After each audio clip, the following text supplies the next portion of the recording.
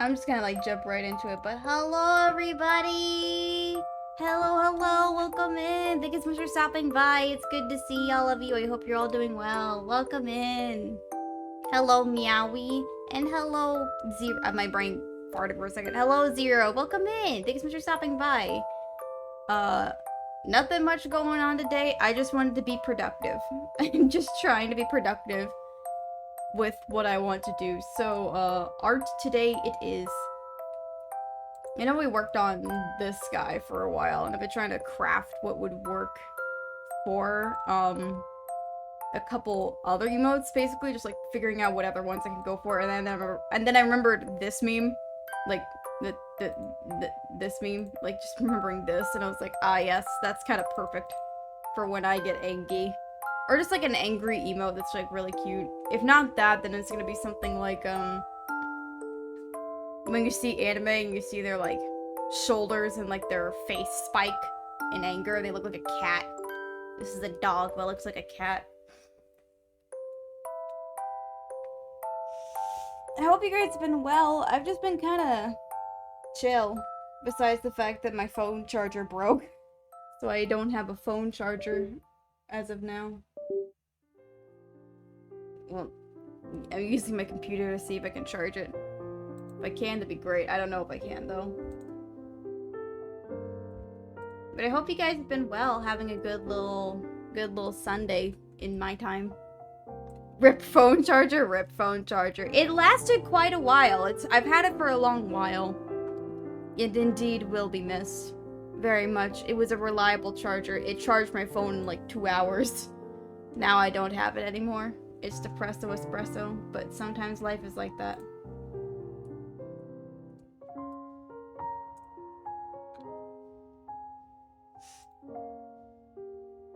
Oh, you have some good news? What's up, Pop-Tart? What's the good news?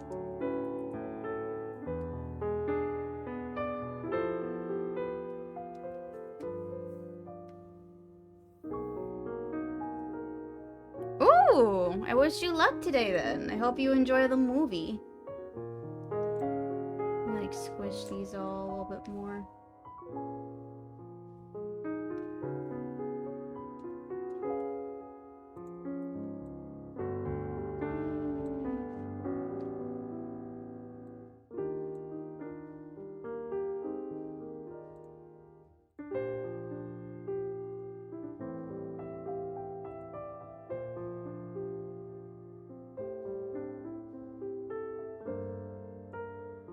Let me see what would be good. Is this one good? Maybe like... Let me see. There we go. That's a bit better. We can work with this.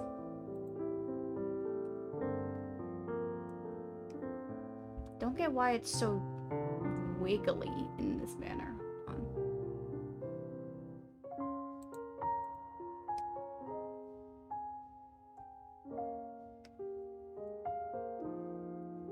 It's like really wiggly in a way I don't like, and I don't understand why. It's like, what are you doing?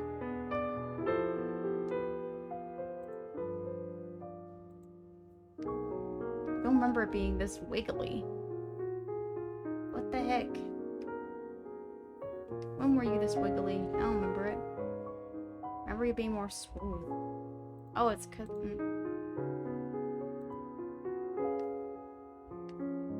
No, that doesn't help. Damn, I tried. I need to, like... I need to, like, fix my thing because I'm so used to having it one way, and it's not the way that I'm used to because I have it windowed and not, like, normal. Sure.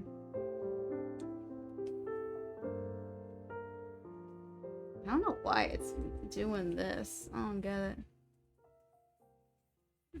Just fiddling with it to, like, get the adjustment I want.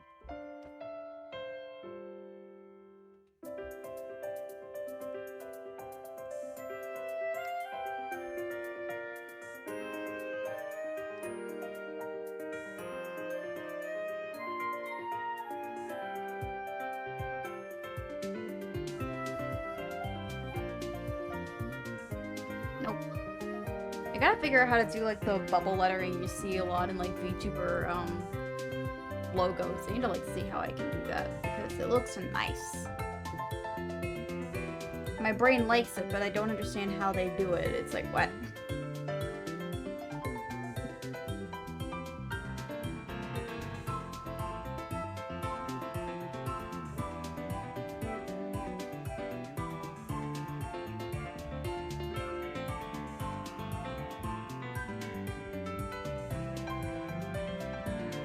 That's pretty good.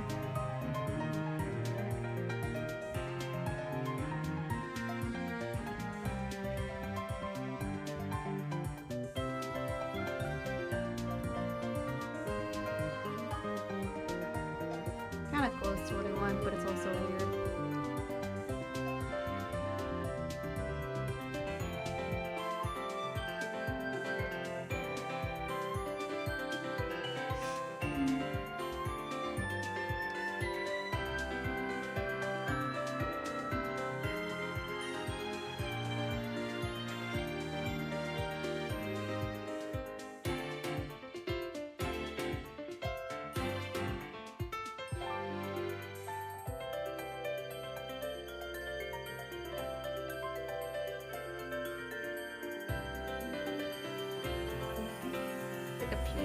Because the R needs to go like this. That intrudes into the K, which is a problem. I don't want it to intrude. I kind of have to.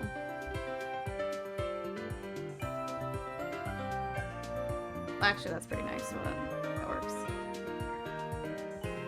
I'll take that for a sec.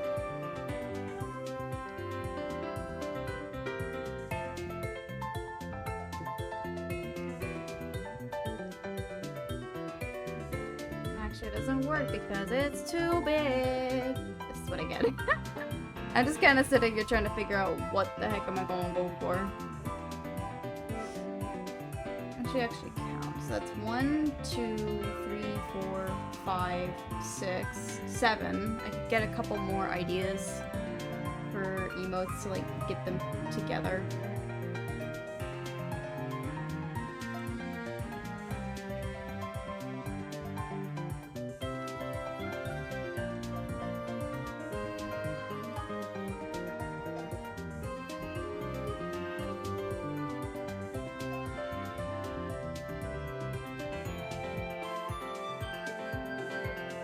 Good ideas for other emotes. That's the big question.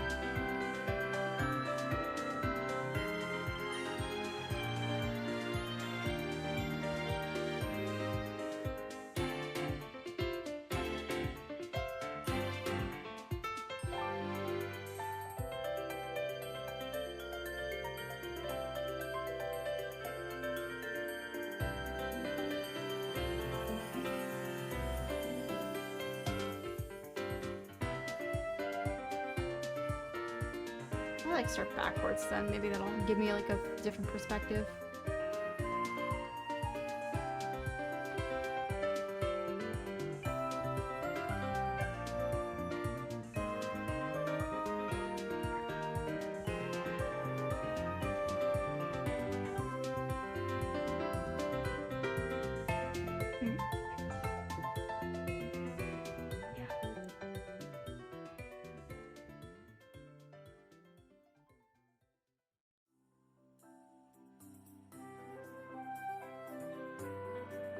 Sorry, family came in to get something real quick.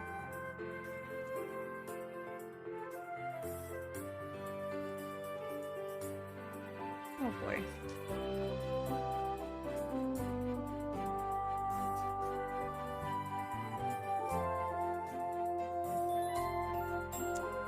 Oh boy, that's fun. How do you do that? There we go.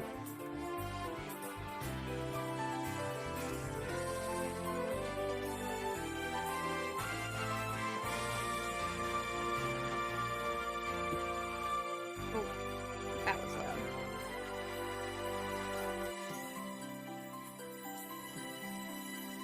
Let me see something actually really quick. Hold up, give me a sec. There it goes. Here's the beep. And now I gotta see if this actually works. If this doesn't work, then that's fine. I can just go back to what I'm currently using for my phone. I'm like trying to charge my phone. It's very slow because it's not using a correct charger. So it's like, oh.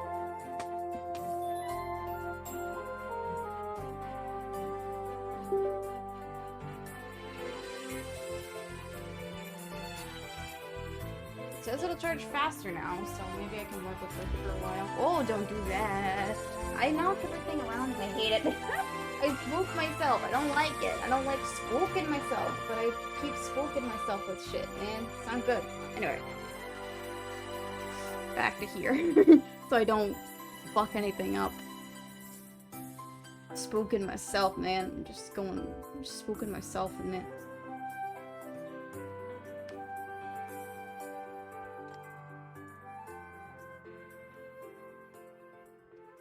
It's not really much to like think about, but I'm just stuck in a way because I want to think of cool ideas. I can't speak. Why can I not speak?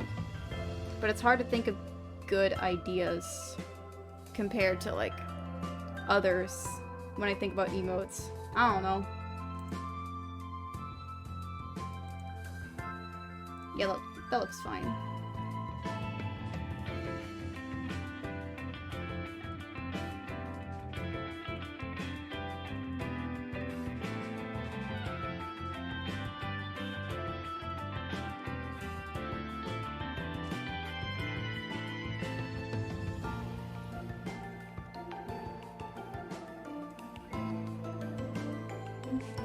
It's hard to draw a U like this. Why is it hard to draw a U?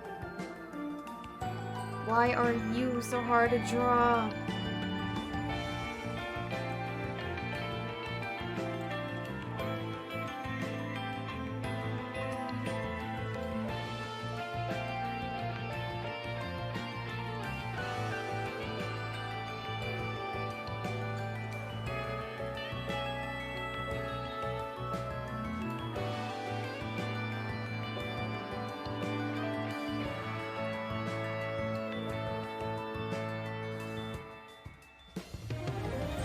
Unless I don't want to think.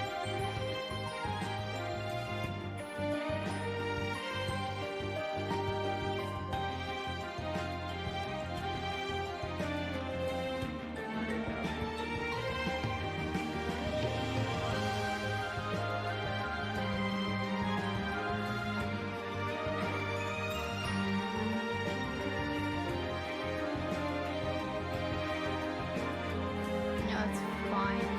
That's okay. Yeah, I can work with that. I'm okay with that, actually.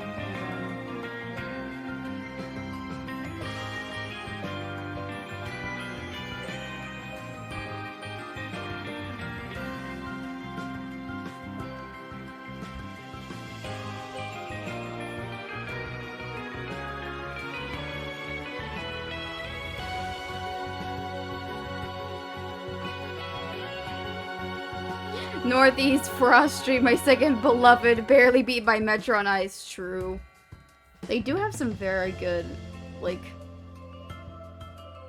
Kirby tracks from, like, newer games especially. Well, I mean, Kirby's never really had, like, a bad soundtrack in my opinion. They've all been, like, really good.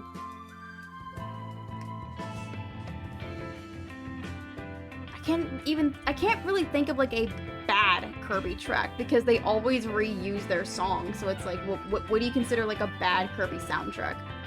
Nothing. They reuse everything. So therefore, we can't say it's bad.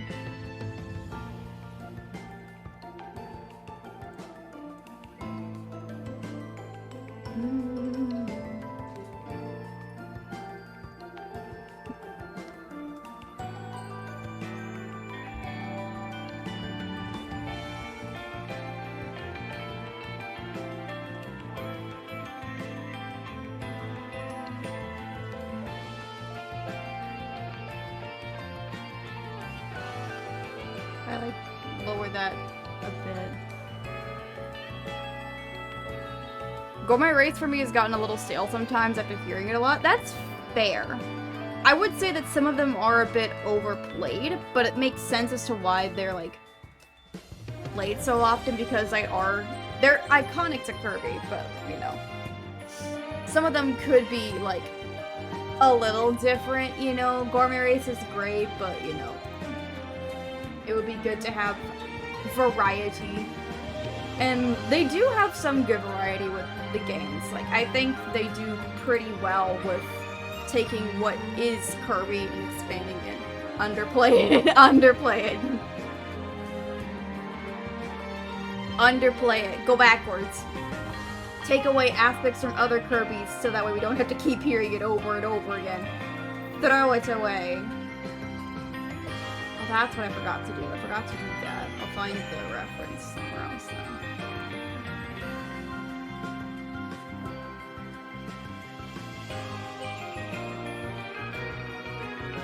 There you go.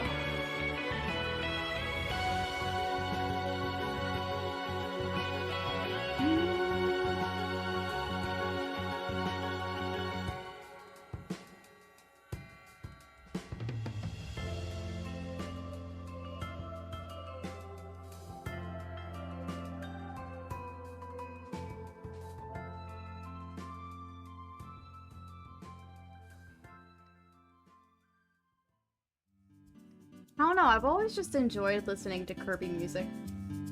Like, no matter what game it is, it's just like, damn. They may overplay some stuff, they may not represent other things, but god damn it, just Kirby just say, and I quote, time to just chill.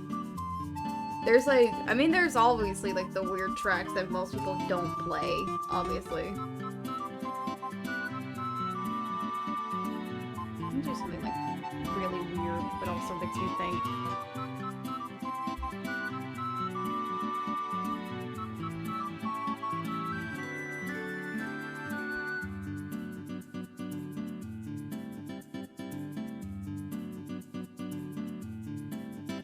There we go. Something like this. I'm gonna, like, throw that to the side, like, lessen it. Back to this, and then... There we go. Yeah, there we go, that's better. And I can just take this eye.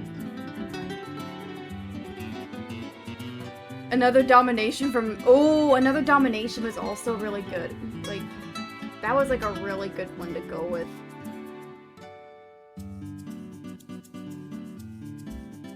Is there like a favorite Kirby soundtrack people have? I have like my favorites. I have like a couple really good ones that I love. Some of them are like pretty obvious because it just makes the most goddamn sense. I really love how much they use the piano in Kirby's Epic Yarn. Like, anytime I hear the Epic Yarn soundtrack, I'm just thriving because it's so cute and so simple. It's like, yes, please, give me more. Give me more of Meta Knight's theme as a piano. Like, that shit's great. I love that.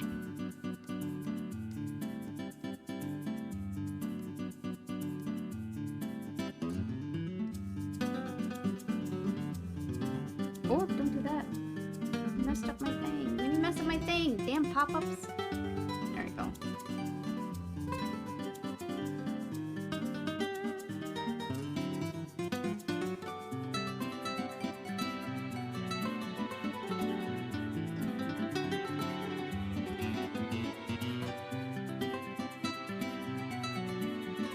Now the singular one works fine.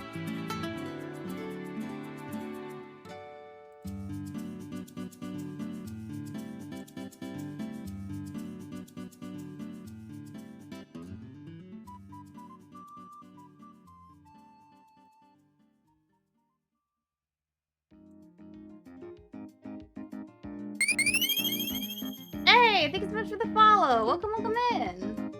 Royal Bin, welcome in. I hope you're doing well today. We're just doing some art stuff. Ah.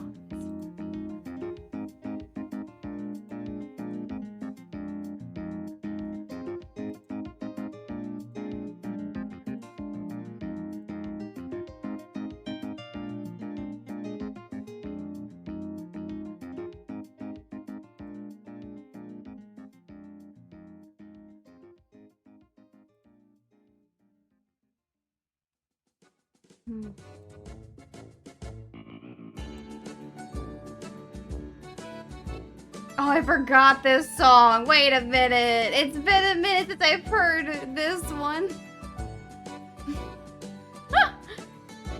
Please don't inhale the cinema patrons. I forgot this one. This one's cute. It's like, please, sir, Kirby, please don't. Oh God. Okay. No need to panic, people. Kirby, just oh dear. I love the track names for Forgotten Land. They always crack me up. They're just like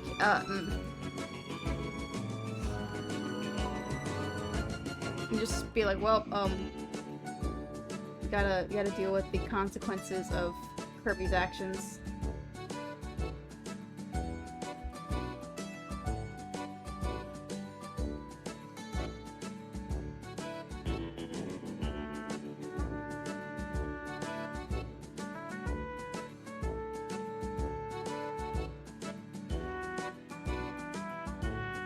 There we go, that's a good base. There we go.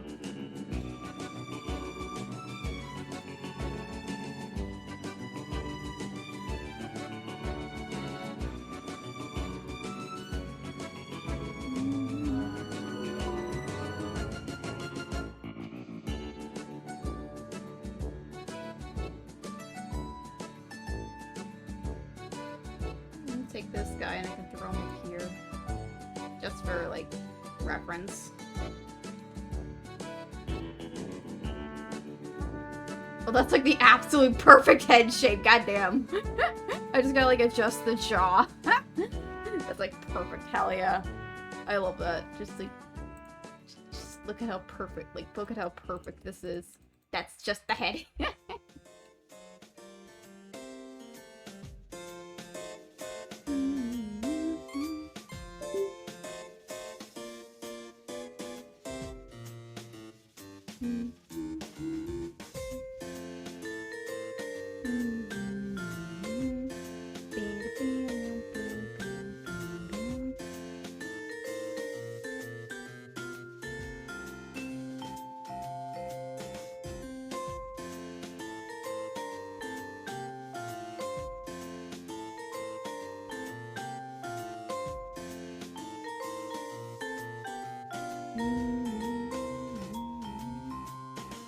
There we go. So we got that one together, and then this.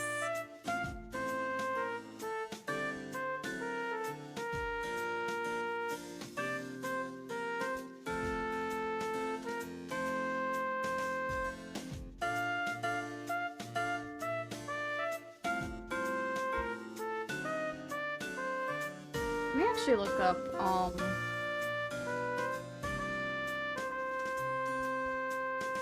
emotes that, like, are meant to look angry. Just so I have, like, another reference.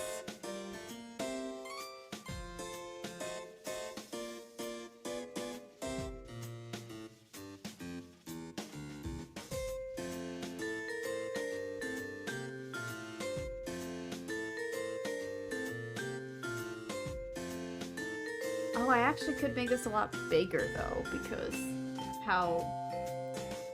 Yeah, that takes, like, very little space. So what I could do, actually, is take all of these guys and just kind of, like, expand random. Yeah, that looks much better because you might not see the whole... You're not gonna see the whole face.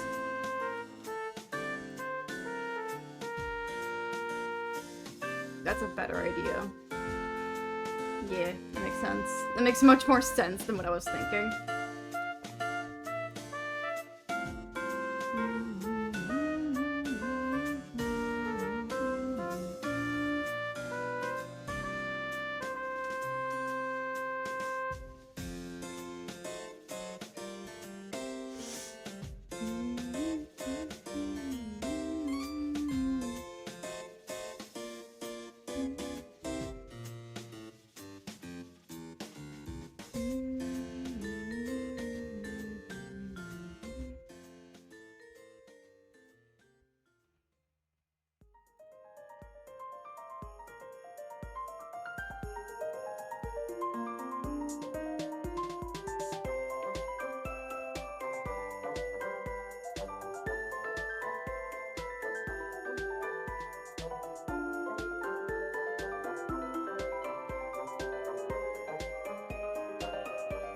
There you go. So now I can focus on this.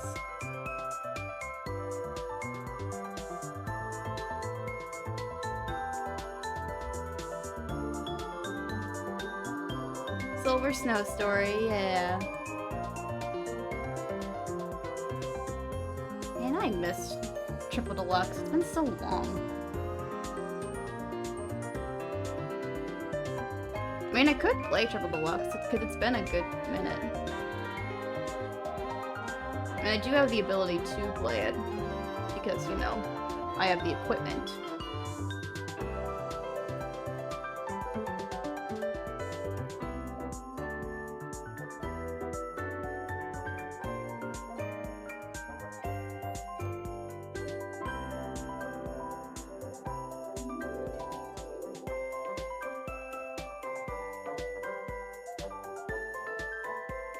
I mean, it has been a while since I've actually played a Kirby game. Because the last time we played a Kirby game was the speedrun for the arena, so... Maybe that's something we could do. We could play another Kirby game soon.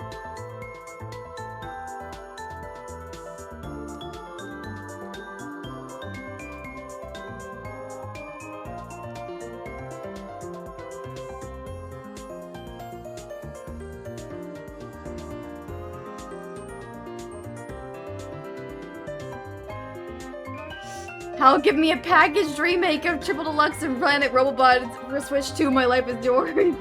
Listen, I'm gonna be honest. I would love that, but also, I'm gonna be also like, Hal, please re-release Kirby's Epic Yarn along with Kirby's Rainbow Curse on Switch, please.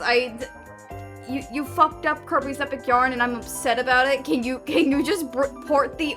Don't port the new version, port the original Wii version, and that's it. I don't care. I just want the original Epic Yarn because you fucked up the new version. The one for the 3DS for Epic Yarn sucks. I hate it. I'm like, how do you ruin a masterpiece?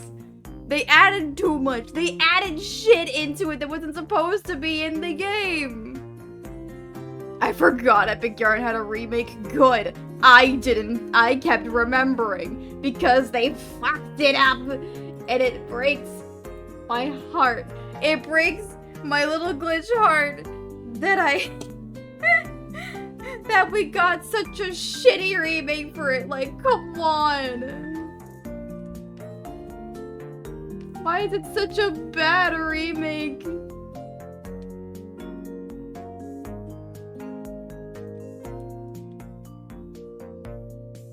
It was better for the world to forget. It was, but I cannot. Therefore, you suffer with me.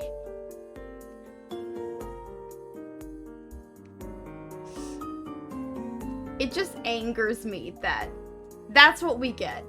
Like, listen, I get it. Epic Yarn is it's one of the weird Kirby games, but at this point, every Kirby game is fucking weird.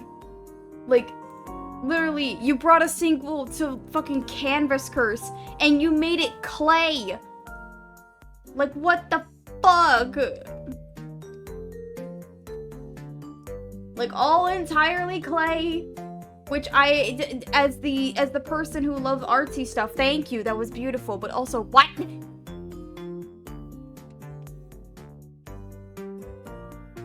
I mean, I guess the best way I could put it is that we kind of did get a Kirby's Epic Yarn in a way on Switch. Now hear me out, Woolly World with the Wii U graphics and new content, please give us the Woolly World Definitive Edition. You did it for Hyrule Warriors. Oh, okay. I'll go into a rant on that. I could, but okay. So, I played Hyrule Warriors on stream, right? We played the Definitive Edition, because the original released on Wii U, and then there was a 3DS version with a bunch of DLC. DLC, new characters, new game mechanics. And then they re-released it again on Switch with all of the content from the 3DS, but with the graphics of the Wii U version. Just do the same thing to Woolly World, and I will give you my money. I will buy the Jumbo Yarn Yoshi with the amiibo on his foot. I want him so bad. I want him so bad. But I please Nintendo, please just give me that and I will be I just want my Yoshi. I want my crafty Yoshi to be fully happy in the real world. I want him to be free. That reminds me, I have the Woolly Yoshi and Pooch. Treasure them forever. I hope you treasure them, because God, I want them. I want the big one, because I love big. I want the big boy. Treasure them because goddamn. I want big Yoshi, but I'm also too lazy. I'll just have it as like a statue in my room and it just sits there staring at me with the little, just go, hey, and just stares at me. Just, wow. It's like, thank you, Yoshi, thank you.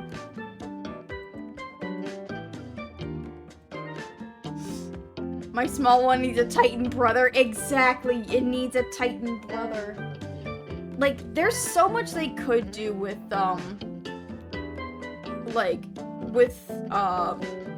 Woolly World.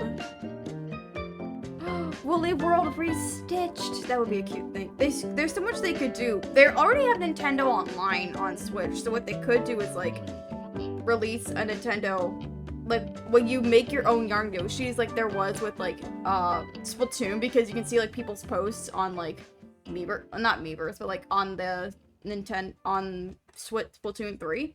They could do the same thing with Yoshis. Maybe every once in a while having a Yoshi, like, seeing, like, other people's Yoshis that they've made after they've, like, collected enough stamps from the 3DS remake, and you can see, like, what kind of stuff they create.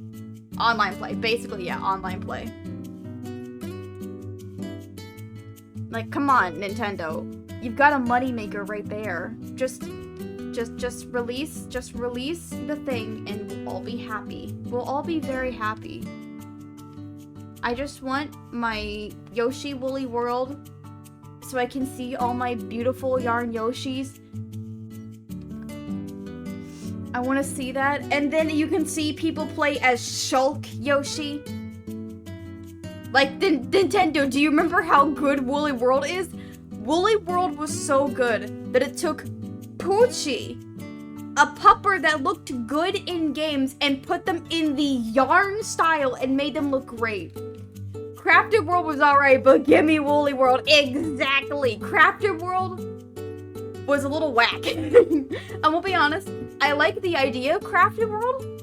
My problem is the music is, to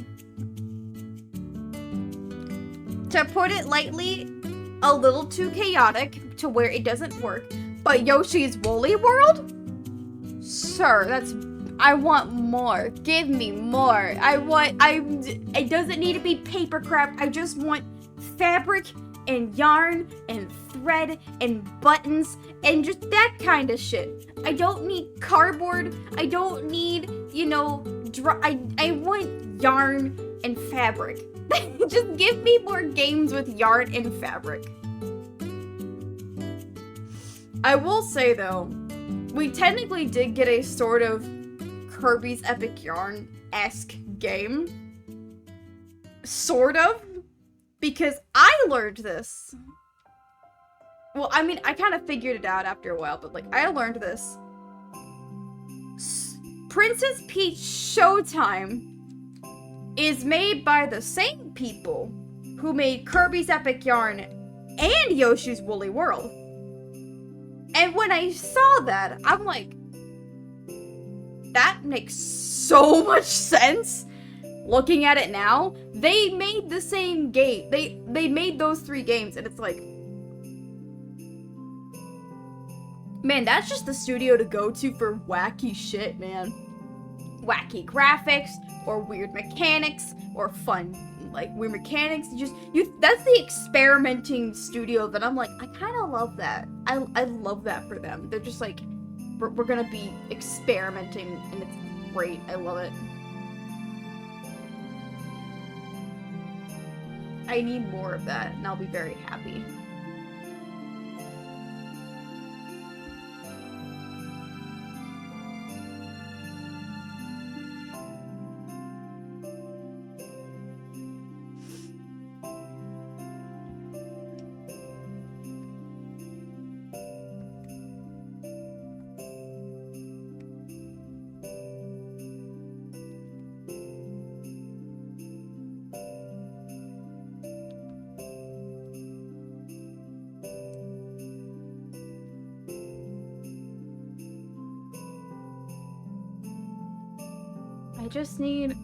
I want more games like Yoshi's Woolly World, Kirby's Epic Yarn, that kind of stuff. I just need more games like that because they give me fuel to see things adorably, and it makes me smile very much.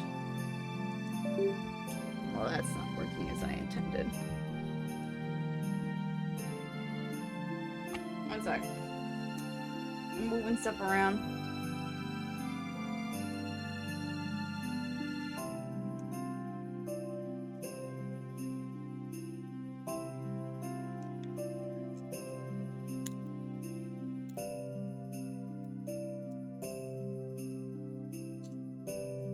There we go.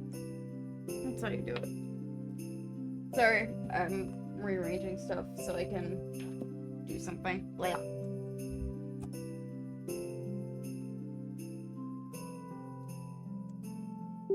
There you go.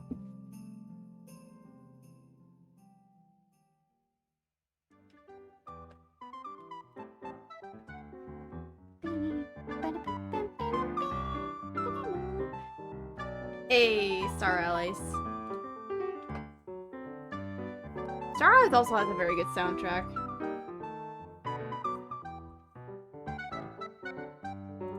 You know, also another thing. I don't get why Star Allies doesn't have online multiplayer. Like, I sort of get it, but that's like the perfect game for online multiplayer because it's literally work together with your teammates.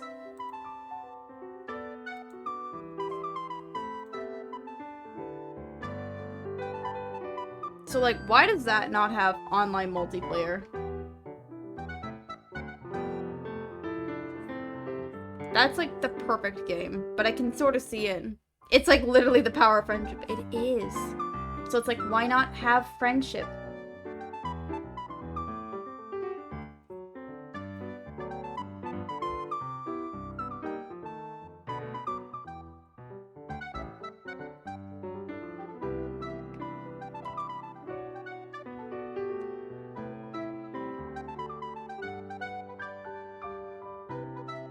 Like, I understand, but also it's like, but friends can't be there normally sometimes, so it's like,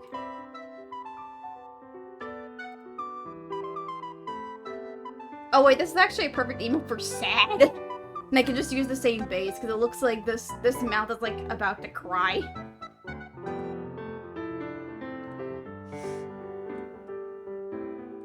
Damn, I didn't intend this, but that kind of works.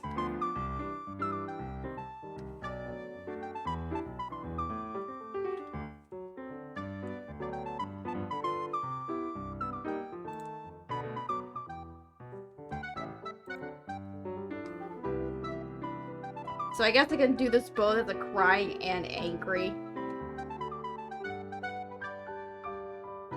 Or I could just do this as crying, and then I can find another emote for angry, maybe?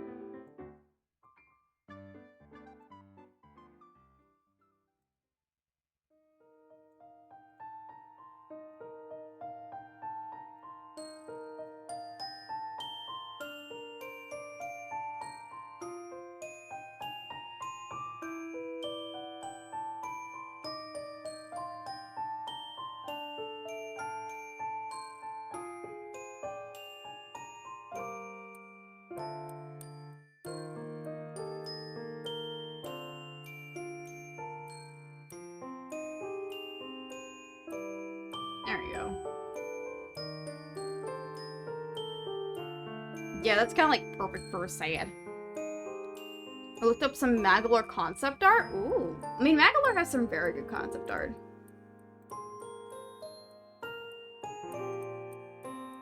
Magalore has some very good concept art.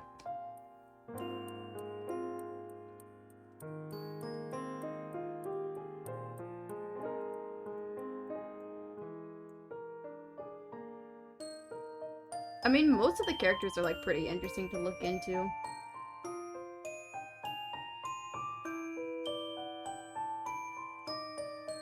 How does that look? I'm like trying to zoom it out so it's like about the size of like a normal emote. And I'm just like,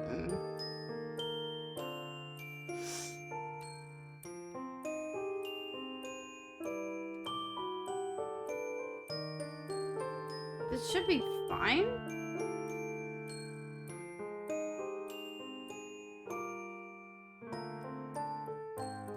I think it should be fine. That's the problem.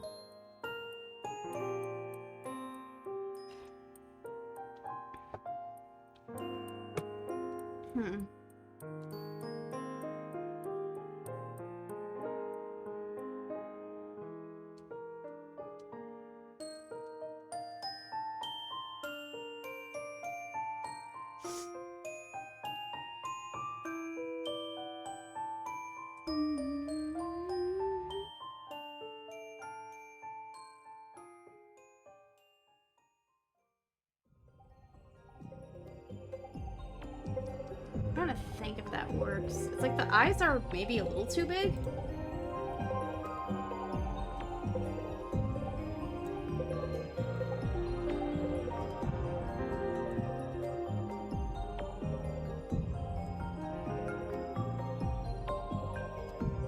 That's a little better, actually. Just making him a little smaller.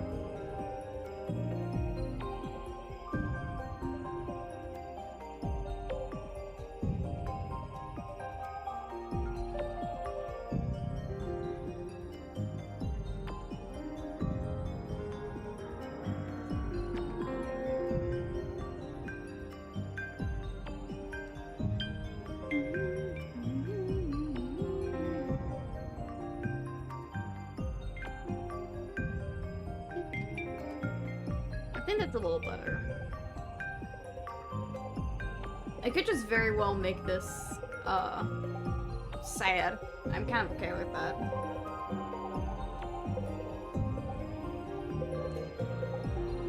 Let me actually look up then where...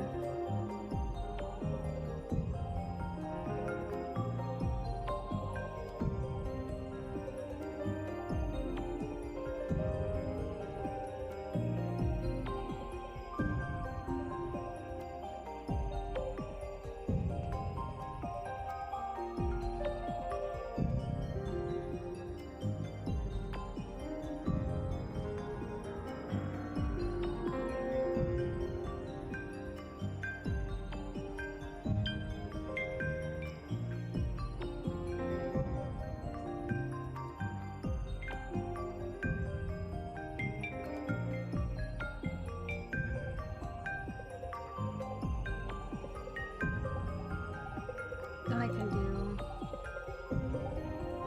This one is angry.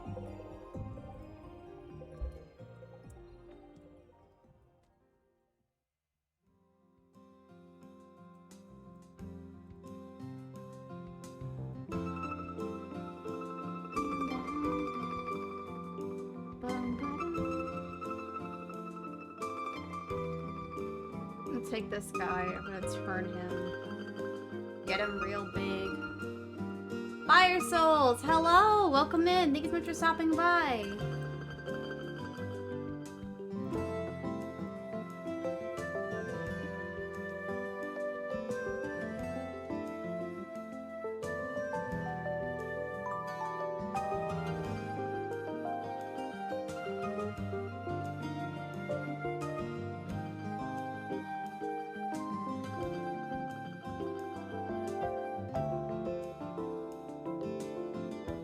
I'm just doing some artsy stuff.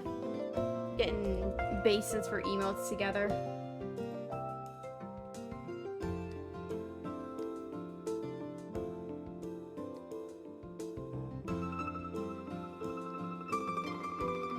There we go, that's what I'm looking at. That's what I'm thinking of.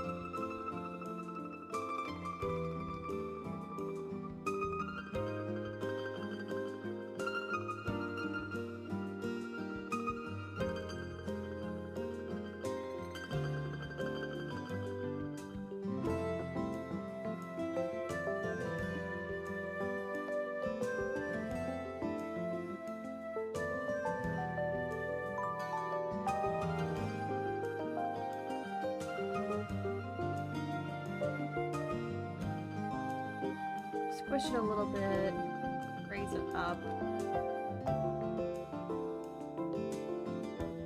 Like sort of move them in closer. Not that, this.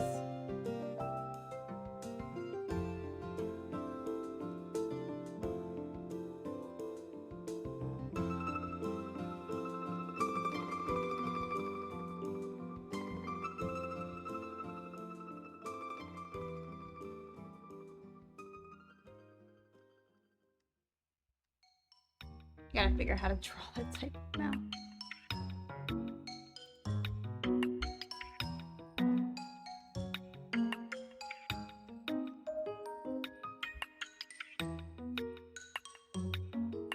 There we go. Something like that.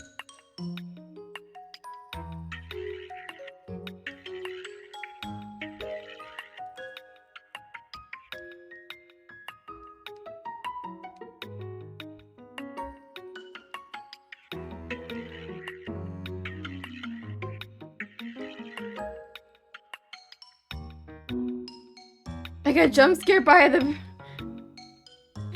man of the internet cover of Best Friends Forever from Undertale Yellow. I remember that. Yeah, I remember seeing that and I was like, oh damn. They did it. Nice.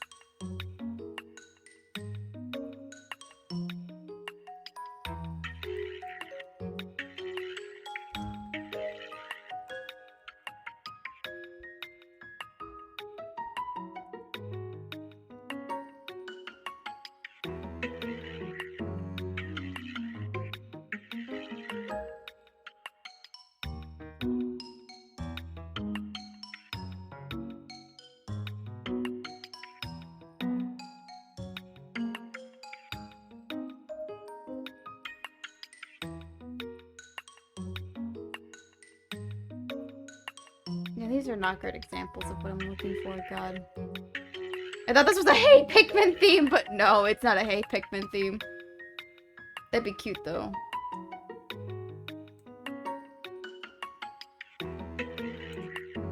It's the ice cream level, yeah.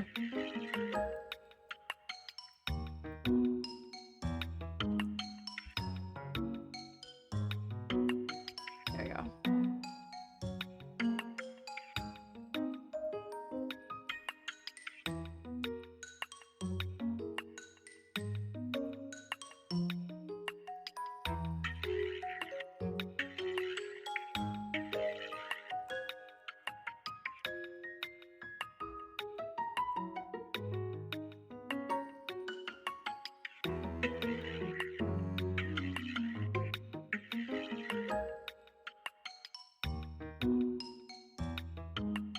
None of these help. Alright, let me look up something else.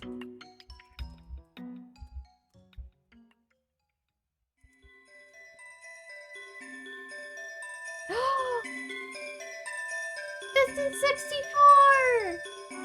This is Kirby 64! Oh my god, I missed Kirby 64. I missed the crystal shards! Damn.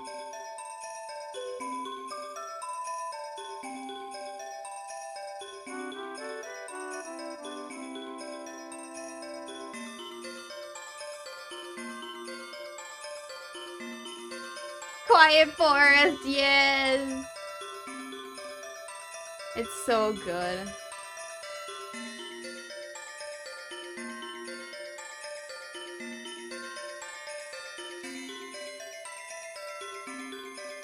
I love this theme so much, it's so nice.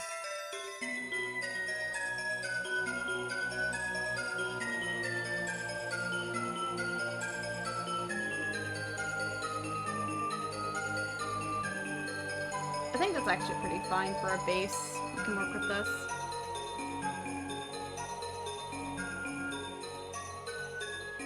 Might like adjust a couple things, like turn this in a bit more.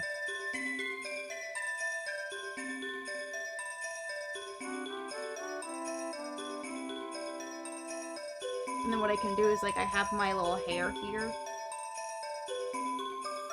Acro with no ability. Oh my god, never do acro without abilities, dear god.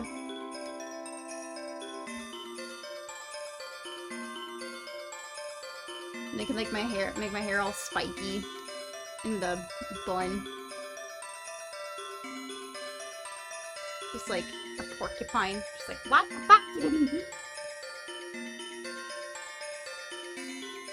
Yeah, that's what I think will be cute.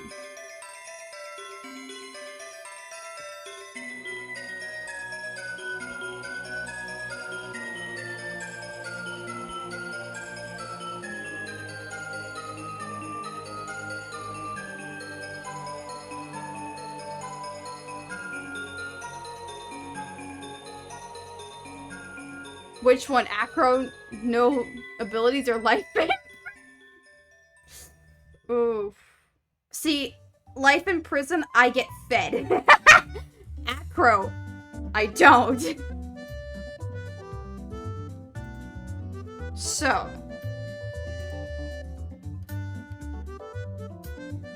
Can't be bad! No. No, I think I'm good. I think I'm good, man. I'm fine. I'm fine.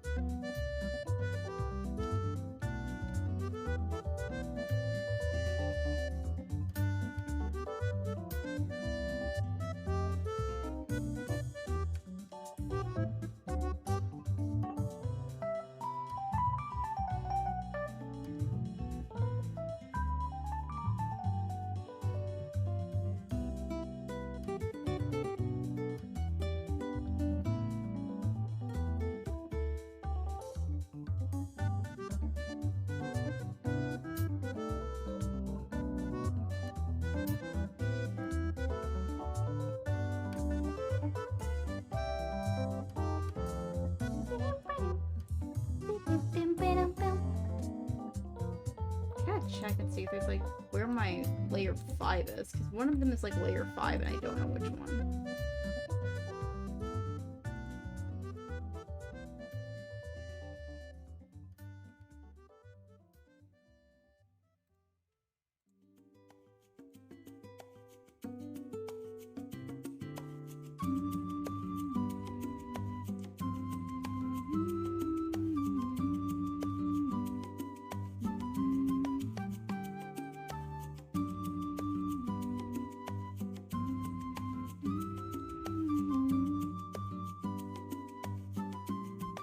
I want to see Krakow again. I need to see him. Oh my god. I love that in the lore with Krakow. I love that Krakow is so hell-bent on revenge that he keeps reviving from the dead. It is confirmed that Krakow sees Kirby as his biggest rival, and he keeps coming back from the dead to try and kill Kirby. And it's like, god damn, the grudge. My guy is just angry. And you're like, oh boy.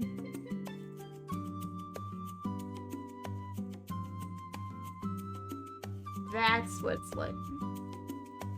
Collar is the collar, damn. Krakow's only motivation is hate. That's something DDD can't have. Hey, DDD is a friend. Therefore, there's a difference. DDD is a friend. Sometimes an enemy, but mostly friend.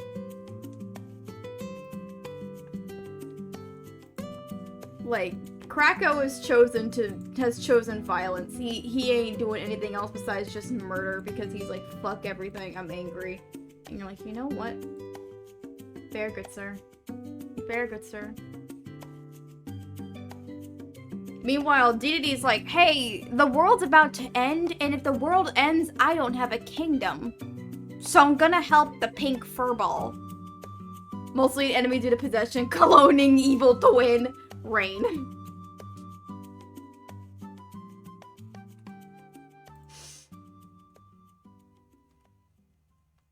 He's just like, I will be forever Anki. He hates everything that is Kirby. And will constantly revive himself just to get another chance to fight him. And we love him for that.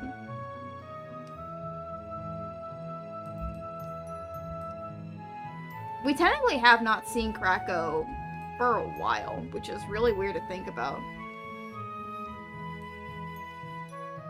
Because with, he was last seen in Star Allies, which was 6 years ago, dear god. He wasn't in Forgotten Land, because Forgotten Land had all the newer enemies, and, some old ones, but, like, revamped. They were all, like, new bosses, so it wouldn't make sense to bring them back. Like, or at least bring old enemies back. The only ones that, like, were returned were technically Wispy Woods, but it was a palm tree, and then King Dedede. From my memory, I don't remember. I remember the gorilla dude, I remember the armadillo guy, I remember the cat. No one can forget the cat girl, but I was like,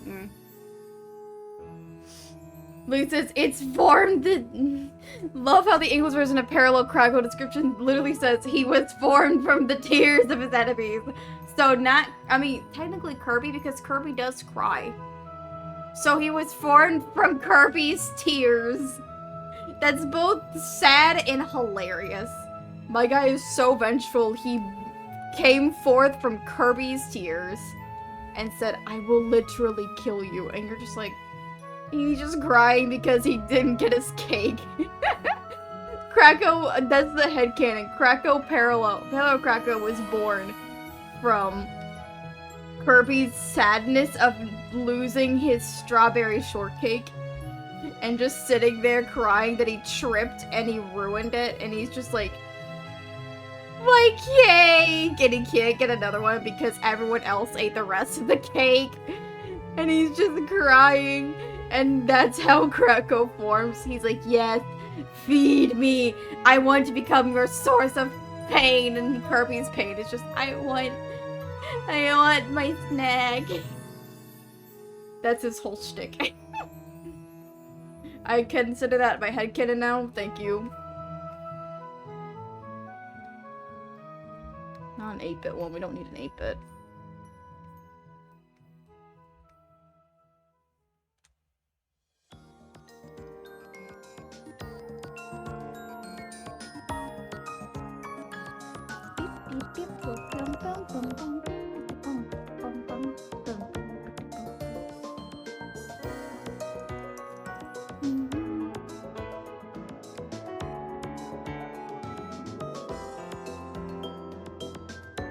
There we go.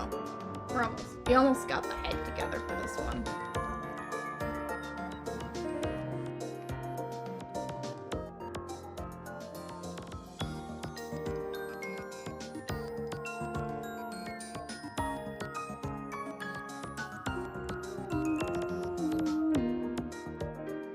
Yeah, that's a bit better. We can work with this.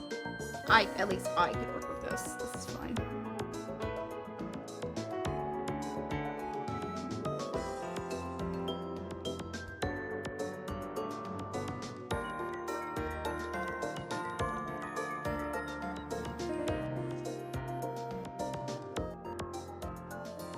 There we go. Remember correctly, Cracker did appear in Kirby read-along videos like a year ago? Striking Kirby with lightning passively? What do you mean he appeared in read-along videos? What do you mean? Huh? I'm utterly confused. What does that mean? What?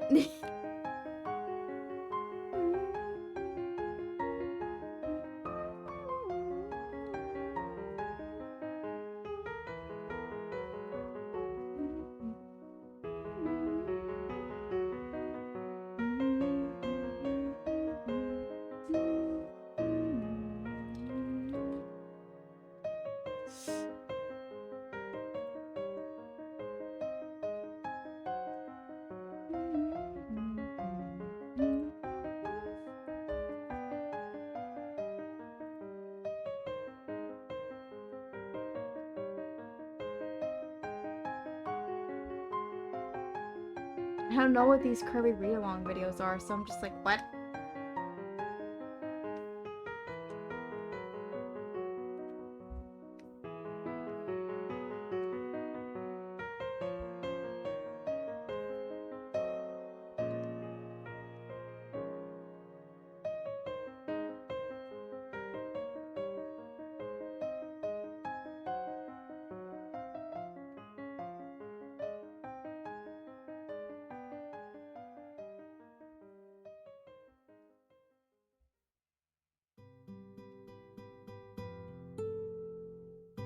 There we go. Sort of. No, I don't like that. Damn it, it's hard to draw like this.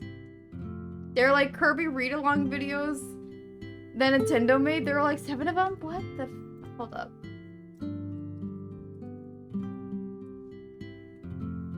Mini stories? Oh, wait. I might watch these a different, like, later on. That looks so cute!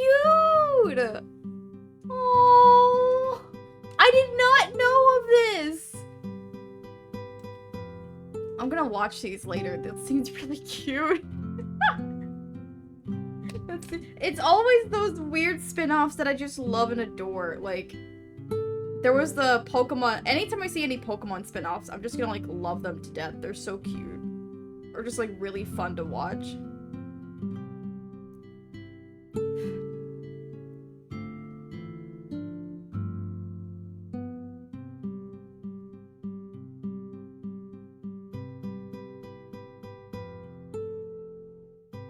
That's so cute. Oh, the art styles are precious. They're so cute. Oh, I love them. I love the art. Oh, no. Oh, God, the art already looks so cute. The art looks so cute. And they're all differently animated, so I have to put my phone away. I got something else to do. I'm drawing. I can't do this.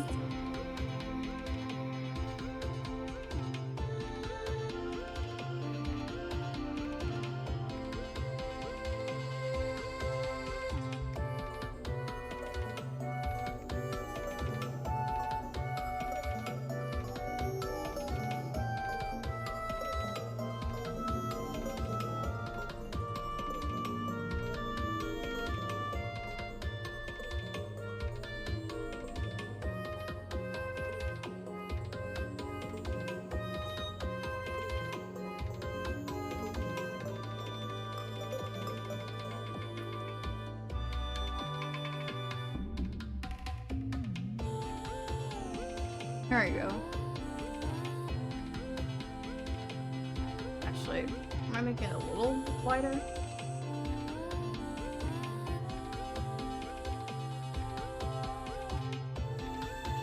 It's this song. Bring back more of these in short Pikmin movies and My Life is Yours. True. Just give us more of this type of content. It's always like those little shorts that Nintendo does that are like really endearing. Be it like the Pokemon ones were always so cute. I love those mini episodes where it was like, I think it was before Scarlet and Violet released. There was like one set specifically focusing on one episode per generation, and it went from Galar back to Kanto. And the 7th episode was on Johto, which was retelling the story of Ho-Oh and Lugia and what happened with the Burning Tower as like a stage show that the Pokemon Guardians, the Kimono girls were doing, and they were like doing this nice Eevee dance with it, and I was like, this is so cool! Why, like, this is adorable, like, the lore is so fun, because it's like, oh yeah, so we're retelling, you know, the story of Johto, but, like, cultural-wise, and you're like, oh my god, this is so great. And for once, Pokemon remembered Johto existed. I'm gonna be honest. I'm gonna say this right now. I have some thoughts coming up. Okay, so, we're gonna get Pokemon Pizza, which is Pokemon ZA, which is basically Legends Arceus, but in Kalos, which I'm like, okay, so we're doing Kalos next, because we technically did get Unova in a weird way with the DLC in Scarlet and Violet. Makes sense in a weird way, so like, they're focusing on, you know, Pokemon, on Pokemon X and Y, and in my opinion, I think that's a good thing, because X and Y has been pretty much begged for years, because people have wanted Mega Evolution back. And we could probably see some origin of Mega Evolution. Now, do I wish we got a Pokemon Legends Black and White? Kind of, yeah, I kind of wish we did get a Pokemon Legends Black and White, but I also think they might do that later on in time. Because if they're doing what I think they're doing, they're probably going to do a remake of Gen 6 pretty soon. Along with the Legends Arceus. Because they did that for Gen 4, where we had Pokemon Legends Arceus and Pokemon BDSP. So, we might get a remake X and Y, which if they're skipping over Unova, ow, but also, okay, I understand slightly, but also bring back... I'm also gonna be honest, bring back fucking Johto. Johto was remade back in Gen 4, and we've not seen hide nor hair of any Gen 2 remake. So we've had Gen 1 be remade recently with Pokemon Let's Go Pikachu and Eevee. I'm just saying, can I play Johto fully for the first time? I've never fully played Johto. I've played partial. Gen 1 after being remade 10 times. It has technically been remade 4 times, if you think about it, because... Actually, no, technically 5, because Gen 1 was the first one, and then Gen 2, you could go back and replay Gen 1, and then Gen 3 remade Gen 1, Gen 4 remade Gen 2, which could go back to Gen 1. Gen 5, I don't think, had anything. I don't remember it. I don't remember anything. But then Gen 7 came and we got Pikachu and Eevee, and it's like, bruh. Is the Persona 5... Listen, I'm gonna say this right now. Persona 5 only got 1 remake. It had sequels. There's a difference. It's the Persona 3. I'll say it's the Persona 3, because Persona 3 had Persona 3, Persona 3 FES, Persona 3 The Answer, Persona 3 Portable, and now Persona 3 Reload. Persona 3 is the Pokemon Gen 1. That's what I will say. I will agree on that. Not Persona 5, Persona 3 has been remade the most. Which makes sense, but also, what the fuck? All I'm just saying, I want to play Gen 2 with massive improvements. For example, give some Johto Pokemon some love because holy shit, the Johto Pokedex sucks.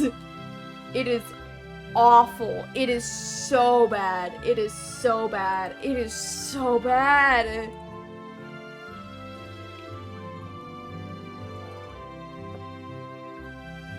It is like so bad. How do you take the original 151 Pokemon, add 100 on top of it. Isn't Johto where they introduced the babies? Yup. And they introduced so many babies. So many babies were introduced, and you're like... But also, this is how bad, in a way, they made Johto. There's only one ghost type and one dragon type in Johto. Only one. No evolutions to them, no pre-evolution, no additional, no secondary typing, only one dragon type and one ghost type. That dragon type is Kingdra, which is, you know, used by Claire. Claire does use it, but it also evolves by trade, I believe, in Gen 2. So you cannot see the dragon or have it. Name a new Pokemon toddler and adult. Oh my god. And then the ghost Pokemon was Miss Drevis. Miss Drevis did not get an evolution till Gen 4. So Miss Drevis was the only ghost type. And it was bad. It was bad. Like, Gengar I get. But how do you fuck up? Like, Gengar was like, okay, we'll do a 3-stage line of gaseous thing. And then Miss Drevis kind of sits over there being like, hello, I'm mediocre. I'm not even good.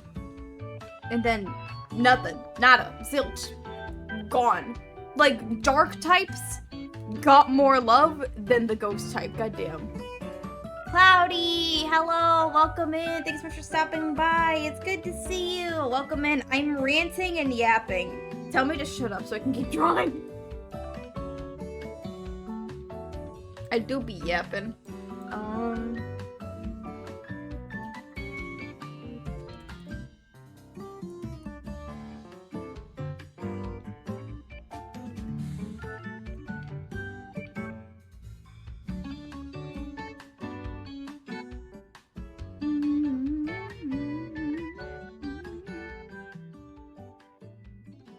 Mediocre, how dare you?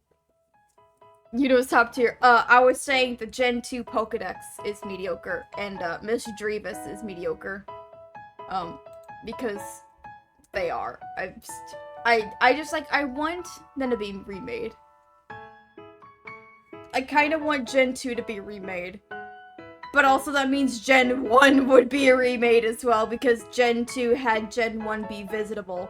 And it's like, oh boy, oh my god, we're just stuck with Gen 1 forever.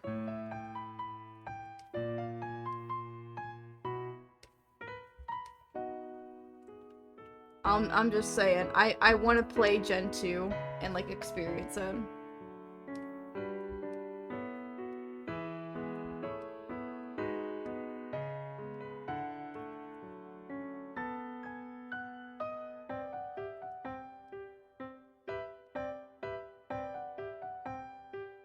I mean, I could play it. It will just have to be through different means and playing Heart Gold Soul Silver, which I would want to play. Pokemon Zoomers and Boomers. Pokemon Zoomers, Pokemon Boomers. Oh my god, that's so fucking funny. That's so fucking funny. I'm glad I heard that out of context. It was just talking shit on Pokemon. It's just me talking shit. Me having a mouth.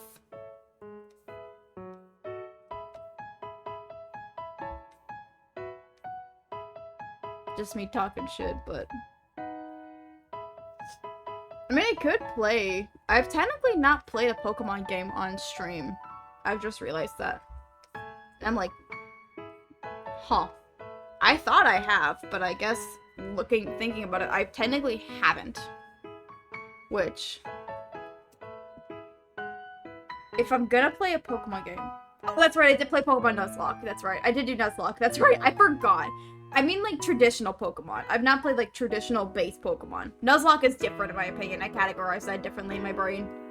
Which is funny, because I just played Pokemon yesterday with Feeny. Oh my god, I literally forgot. I'm stupid. But I've not played, like, a typical Pokemon adventure. I've done Nuzlocke and stuff. Which is cool, but maybe, maybe I could do... Oh, wait, no. Literally, listen, I forgot. I'm sorry, Feeny. I'm sorry. My brain... My brain... My brain didn't cook. I've been tired. I've been worried about my phone charger. I'm sorry. I'm sorry. Literally imagining what you did yesterday. Impossible. I can't. My memory is too far gone. You think I remember? I don't remember what I ate for breakfast most of the time. And most of the time I eat nothing or bread. So it's like, I'm doing great.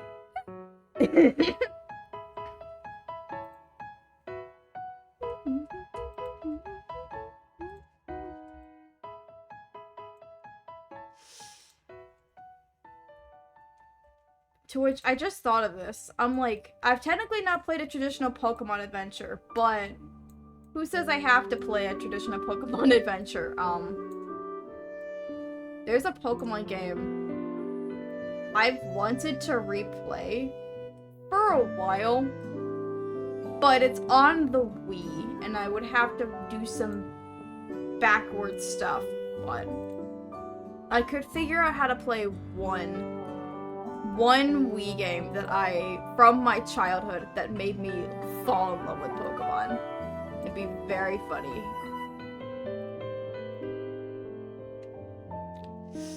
I could do that, I just have to figure out how to do it.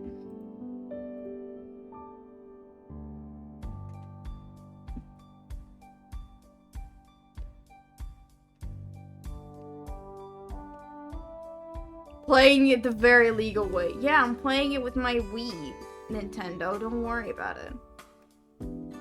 I'm playing it with my Wii. It's all good. But, I would want to play, actually, the Pokepark games. Because, my throat died, sorry. I would want to play the Pokepark games. Because they're very stupid. And I played them when I was younger. Younger in air quotes. Like, younger as in this bitch somehow went back in time to get them. And brought them to the future when they were dead technology. Anyway, I brought dead technology back to the future so I could play them. That's what I'm referring. Anyway, I'm being dumb. And I played those games so much. Mostly because I was trying to get as much of the story cleared as possible, to where I fought Zekrom like how many times? It's been a lot. But it's like, the Pokepark games are so, like, at least Pokepark 2 is incredibly, like, dramatic with its, like, execution. It's like, oh my god, the world's going to end! And it's just Pikachu being like, time to make friends! And it's like, what? I kind of want to play those games because that would bring me back to my childhood and remind me how frustrating those games could be, man. Those games pissed me off half the time.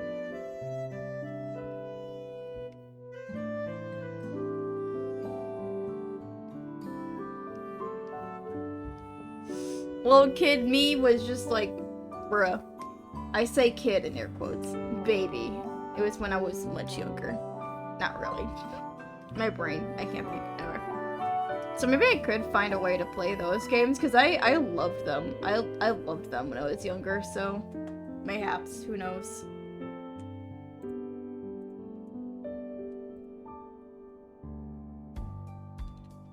I just like to play the weird, either the new games or the weird games. That's what I like doing. No, weird as in, I don't know what to define it. I don't know. I just probably just play games and you're just like, well, there she goes again on her Persona rant. There goes Yuno on her Persona shtick. And it's like, yep, you stuck with it. You stuck with me on my Persona arc.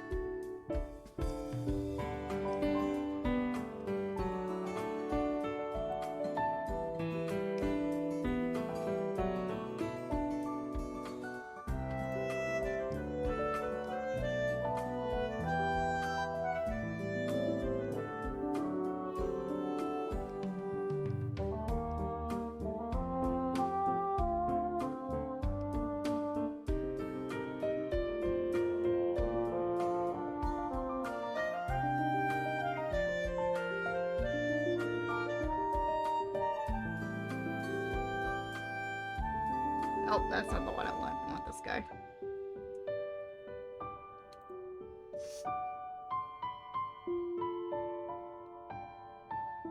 Maybe I could find a way. I'll have to like figure out how I can do that.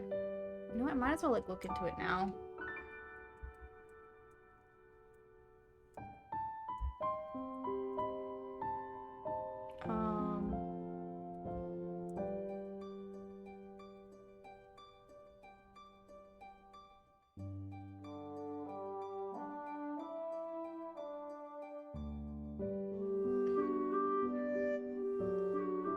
I'm doing research. Forgive me, Nintendo. It's okay. Don't worry about it. Researching like other, not bad stuff. Don't worry, Nintendo. I ain't doing anything bad. I'm sorry. Don't worry. We're fine. Don't worry, Nintendo. We're all good.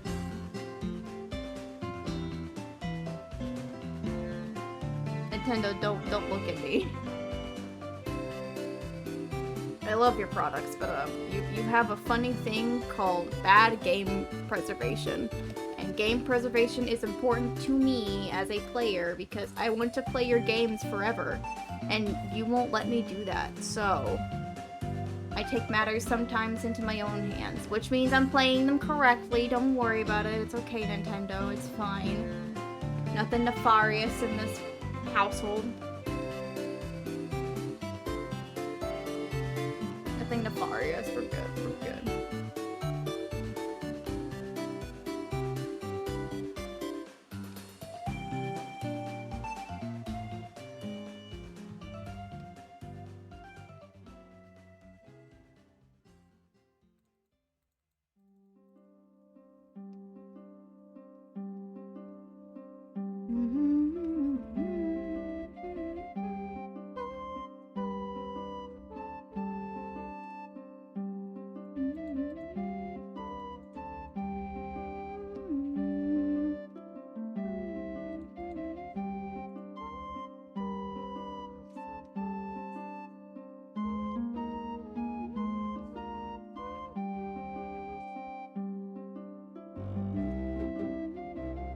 What's your favorite villain trope?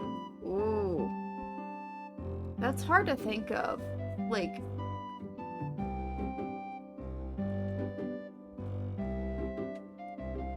I mean, the twist villain is a good one, but it has to be like a good twist. Like something that the audience can understand or like see coming. Not like something that's like, oh, it's a twist. Look at them be stupid. It's like, you know, like that kind of twist where it's like, oh, look at that. We just like made this up out of nowhere. I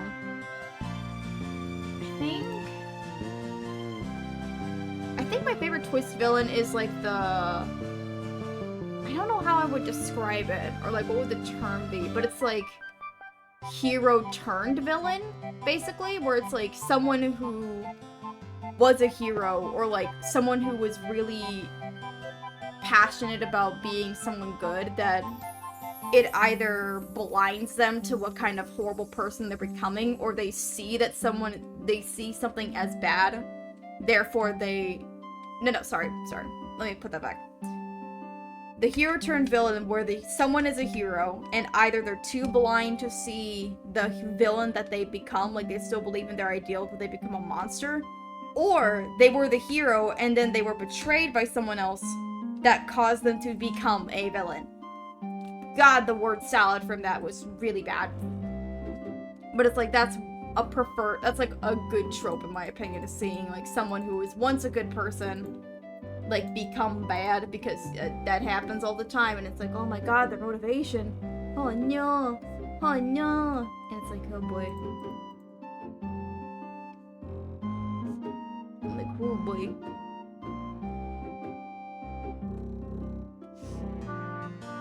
This is like a good emote because it's just like big and angry.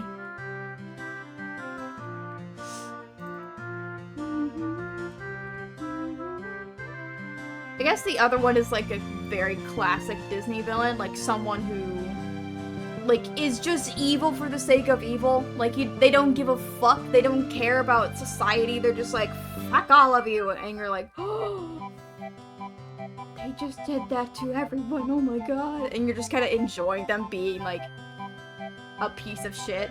A great example of that, which is like not a Disney villain, but like sort of, Twisted Saviors. That's one. That is the one that was, I think, of Twisted Saviors. That was the term. Twisted Saviors was what I was thinking of. Also, was like a close one. And Force. Oh, Natural Forces Manifested. That's a good one too. Like one of my favorite, like, classic evil villains is fucking Hades from Kid Icarus Uprising. I love Hades so much. He's a piece of shit because he's like, what? I'm the bad guy.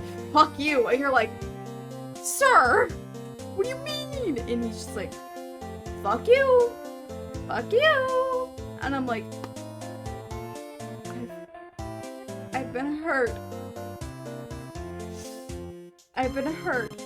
He did this to me. Perfect villain for real. He's so good. I love how much of a piece of shit he is, but he does it gloriously. He's just like, I'm gonna do what I want. No one can stop me. And he just waddles on his way, goes on about his life, and he's just happy. He's just happy being a piece of shit. And I appreciate that. Not everyone needs a tragic backstory. Sometimes people's only motive is to hate. Sometimes people just want to be bad. There's no need. There's just no reason. They're just like, we're gonna be a piece of shit, and I'm gonna be happy with that. That makes me happy. And you're like, what the fuck? Because, yes, we always have those people that are like, oh my god, I have this tragic backstory that made me this way. I had this awful life. I had all these things. And it's like, okay, cool. But not everyone is like that. And that's the thing. If you want the tragic villains, you also need the just hateful ones. You can't just have only one or the other. That gets boring. That gets boring, you know. You can't. I was about to go, for example, in Persona, because I can pull up Persona examples like that. But I guess to pull it, like, I guess to say like Bowser, like Mario games. Bowser is just Bowser. Bowser is like, I'm kind of evil, but also I've got a slightly sad backstory, but also not. He's just Bowser, he's doing himself.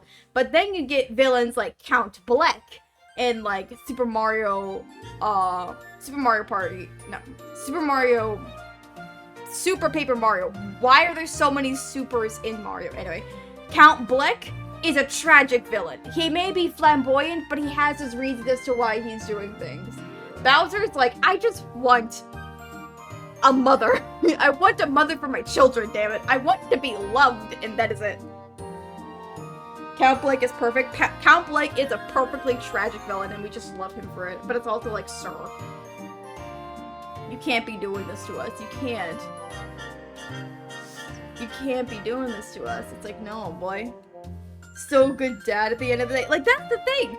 You can have someone who's like dastardly evil, but also be completely different character at the same time.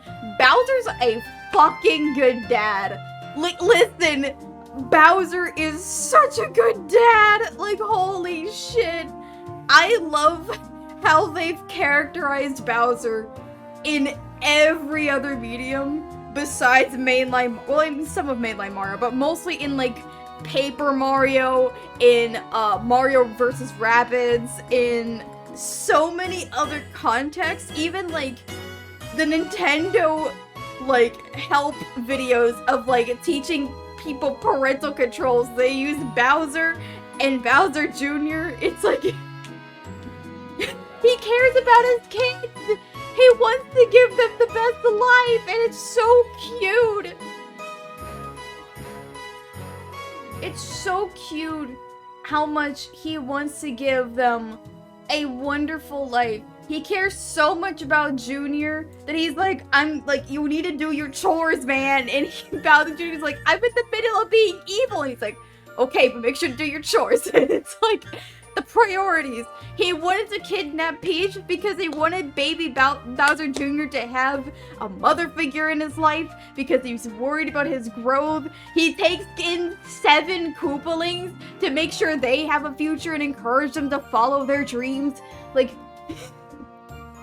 my guy is such a good dad, but he's also a villain. He's such a villain. He will still kidnap Princess Peach, and he hates Mario. He'll sometimes be a good dude and like help Mario out. Gives each of them their own army too. Even then, he cares about his own army because like he has so many minions, but they're all so willing to work for him. Like, they're all, despite the fact that Mario can defeat them single-handedly, they're like, we'll go after Mario for you, boss! Like Super Mario RPG, like, he has this whole army, and he's, like, happy to see his minions either thriving or safe, because he's, like, worried about their safety, and he's like, oh my god, you're okay! And they're like, Bowser, I'm sorry I had to quit, but I had to take care of my kids. And he's like, good, take care of your kids. I hope you do well. The Elite Trio, too, from the Mario and Luigi games are so good. We love Bowser for being an evil piece of shit and a good dad and a good ruler. Because if he wasn't a good ruler, then he wouldn't be, you know, having all the things he does. He wouldn't be doing good. He would just be left alone. He wouldn't be King Bowser of the Koopa Kingdom. No, he'd just be Bowser. He'd be sad.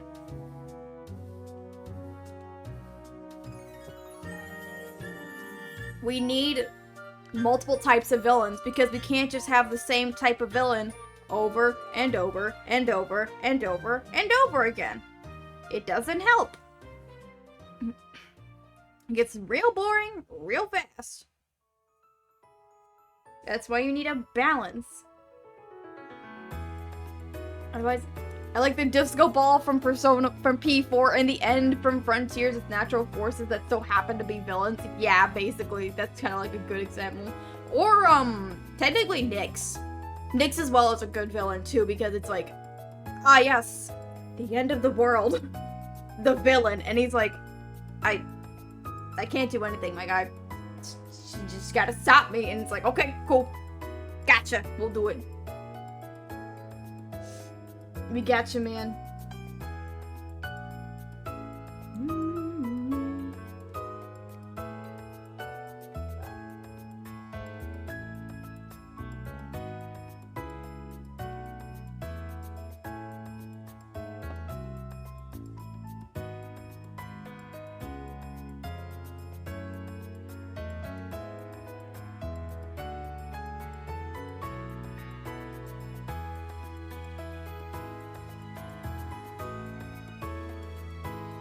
Forces of nature is also a pretty interesting idea to go with like a villain, because it's like, because it's something that you think is unstoppable, and they're just like, yeah, we're gonna stop it either way, and you're like, what the? Okay, I guess my life was a lie, goddamn. It's always interesting.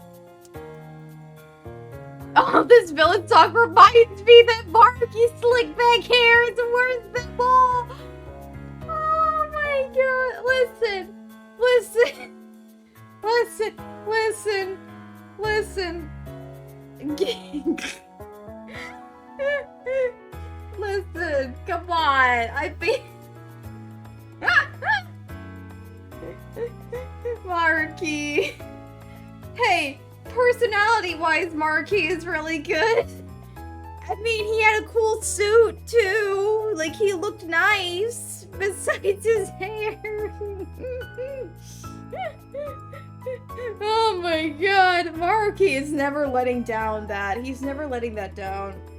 He's never living down the slick back hair. Which also sort of gets me on a rant that makes me kind of upset, but I understand why. In a way. It makes me kind of sad, but I hope they can find a way to, like, neatly put the timeline together in a weird way. I hate... Man, maybe what possessed him to get that was an evil comb. Oh my god. Okay, so I'm gonna, like, sort of talk about this because it's slightly for a YouTube video I want to make because I want to talk about Persona because I'm me and I'm stupid like that, but I sort of hate how Persona 5 Strikers is, like, not fully connected to Royal because it was developed at the same time Royal was. Persona 5 released in 2016, and, like, that's when it released, like, in Japan, I believe, and then 2017 for Western, I believe? I don't remember, but it's, like, around 2016, 2017. Royal came out in 2019, which, baffles me thinking about it. I was like, oh, 2021, right? Nope. 2019 was when it released in Japan, and then 2020 around the world.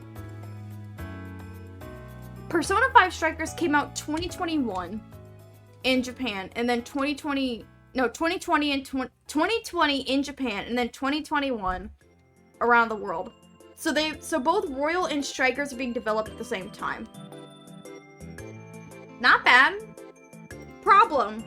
Because Strikers was in development at the same time as Royal, it does not include anything to, like, patch in stuff for, like, Royal. So, for example, as we played in the game, they don't mention Kasumi anywhere.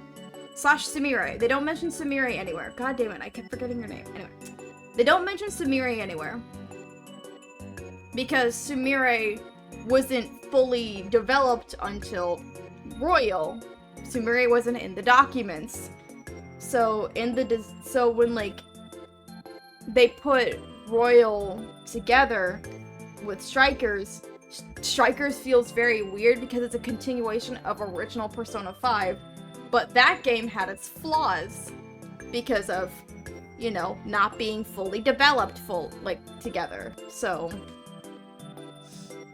I hate that it's, like, which means that compared to it, like, Sumire in the Ether do be in the Ether, but then Persona 5 Tactica is a continuation of Persona 5 Royal, because in Tactica, you can play as Sumire and as, Akechi in the DLC, and that takes place during the Persona 5 Royal timeline. Like, Tactica mentions, you know, counselors, and they talk about various stuff that's like, oh yeah, that's relating to, Royal. So technically, there's, like, in a way, two timelines. There's the vanilla Persona 5 timeline, and then the Royal timeline, both of which have sequels. Can we go one straight without Persona? Look at me. Sure. You're stuck with Persona for the rest of my life. Like, you're stuck with this for the rest of my goddamn career. As soon as Reload came out. As soon as Reload came out, it opened the floodgates. You're fucked. You're fucked, man.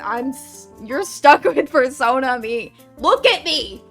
I literally drew myself as a Persona character with a Persona-themed background and a Persona-themed art style. Like, yeah, Persona 5 is basically on every system at this point. Like, every system has Persona in some way. Also saw Makoto Yuki and Yu battles in P5. You can fight them in Royal. You can fight both Makoto Yuki and, Narukami in, Royal, which is a challenge fight. that gives you some cool items. And they use, like, the original soundtrack. I can't wait for the movie day. Good luck. I hope you enjoy it. But, like, I'm just gonna be like, it's so weird to think about that, because I sort of wish that, like, they don't do this. They don't ever, I mean, the closest time they, like, remade a side game was Persona 4 Arena Ultimax, which was sort of a remake slash update slash sequel. Joker watches Makoto summon Messiah and uses Riot Gun Mega Dolan, and then Joker summons Satanael and just summons a gun. Just summons the gun and points it at Messiah's head and says checkmate. And then Yu Narukami summons Izanagi no Okami, and he just says myriads of truths. It's just like all three of them summon their god forms, and they're like, and I quote, "Don't fucking mess with me." They're just like, yep.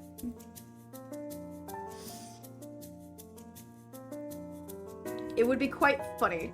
But I don't know, it's just like, it feels weird to think about that in a way where it's like, oh, so... blah. Ah yes, by the myriad truths!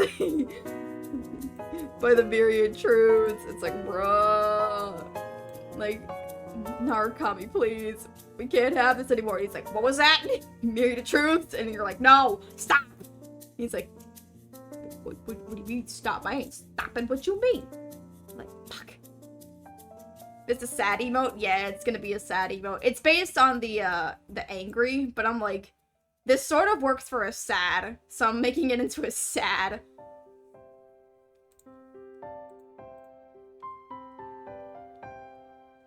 It just works, you know?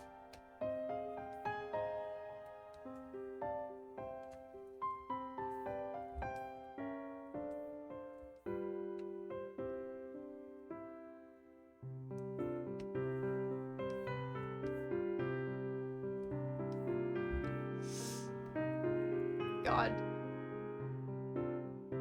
Do you know how to do animated emotes like this?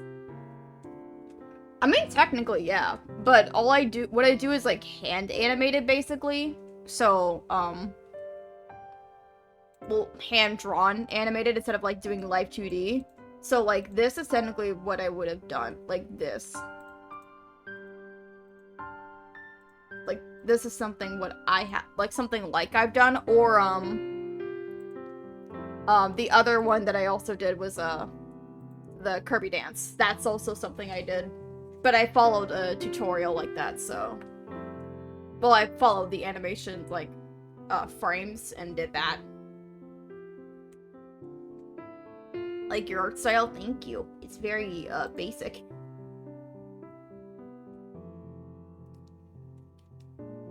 Very basic shit, man. It's just how it is. Fun fact, eat 40,000 bananas in 10 minutes, you die of radioactive poisoning. I think you would die of, bananas before radioactive poisoning. I think you'd just die of bananas. Which I don't think many people want to face, is the threat of dying by bananas. Who wants to die by bananas? That sounds like a sad death. Have bananas taken... Why am I thinking that? But, like, has there been banana deaths? Or, I know there's coconut deaths where people get killed by coconuts. I know that's a thing. Because coconuts fall on people's heads and they're really fucking heavy and then they just go crack.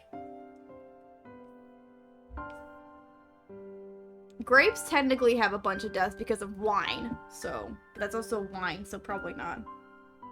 Apples, I don't think so, but maybe like because of poison apples from fairy tales, maybe yes, maybe mayhaps.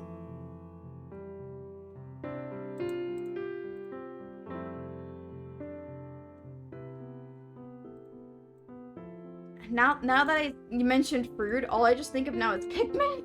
I'm just thinking Pikmin right now, just being like, oh yes. I miss Pikmin 4. I should probably play it again. But it's been a minute. I just keep... It's like a random thought, but I'm just like, ah yes. I miss Pikmin 4.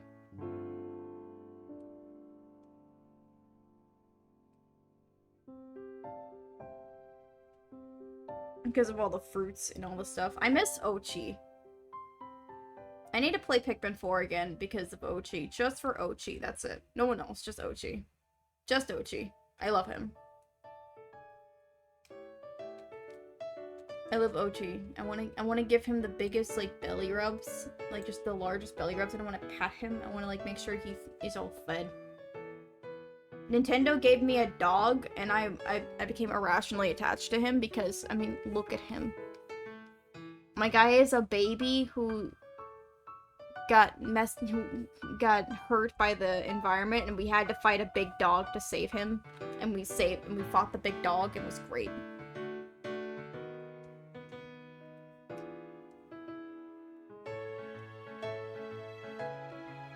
Which proves that we will do anything for Ochi, which is great.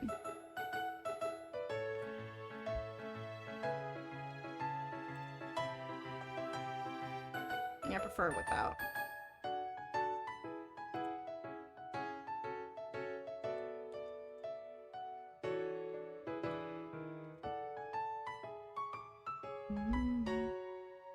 If Ochi does return in Pikmin 5, I think Moss will. Moss might, because Moss is still on PNF 404. So it could be that we do see Moss again, which would make a lot of sense.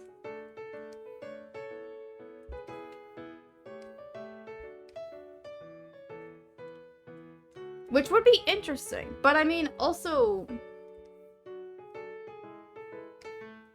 I don't know if they would, because Pikmin's, like, kind of willing to drop ideas whenever they want to. Like, it took them a while to get back to the cave system back in, Pikmin 2 with Pikmin 4. Like, Pikmin 3 didn't have the cave system, so...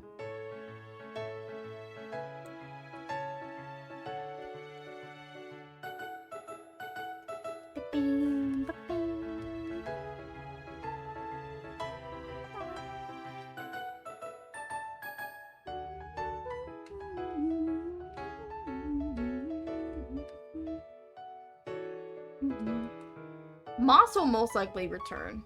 What's Ochi? The dog? Yeah, the dog.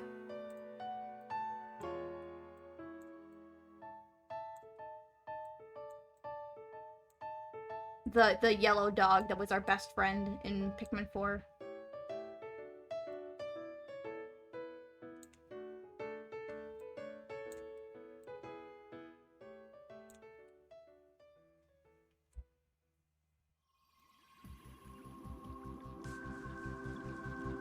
Also, if we're staying in the Space Dog timeline, then we're gonna have a similar story to Pikmin 2 because the dead hasn't happened yet. I thought the dead did happen, though.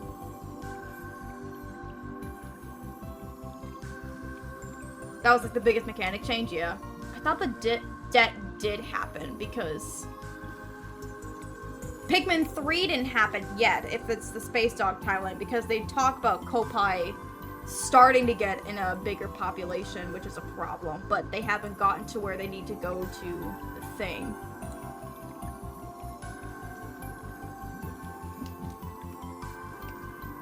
But actually, wait, you're right, because he has the SS Dolphin, right? Does Olimar have the SS Dolphin in Pikmin 4? Only had dreams of the events in the OG timeline? Oh, okay, so okay, yeah, that makes sense then. So the debt didn't happen yet. Which is weird, because... So then, I guess it's like Pikmin 1, Pikmin 2 technically have their own timeline. And then Pikmin 1 has a sort of, like, parallel universe where Pikmin 1 happens, but with all the content of Pikmin 4. And then Pikmin 4 happens, and then Pikmin 3. Okay. How do they explain that? How will they explain that with Pikmin 5? I wonder. So I don't think it's supposed to be that, Pikmin... It feels like if they're doing, like, a Devil May Cry timeline where it's like, ah, yes, things happen in out of order, don't worry about it. It goes 3, 1, 5... Connect to Pikmin 3 no matter what. They both do, yes, but it's like, which one is, like, the major timeline, I guess, because both work.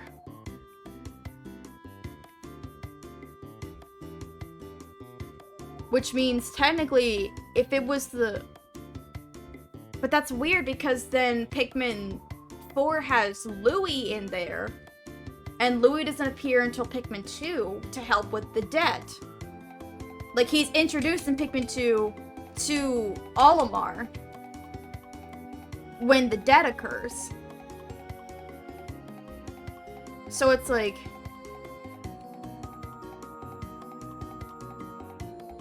Huh?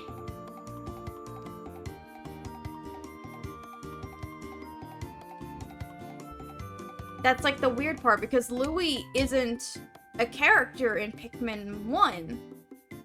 But he is in Pikmin 2 because of the debt. But in Pikmin 4 he appears. Was stated to work briefly with Olimar in Pikmin 4, I guess, but like...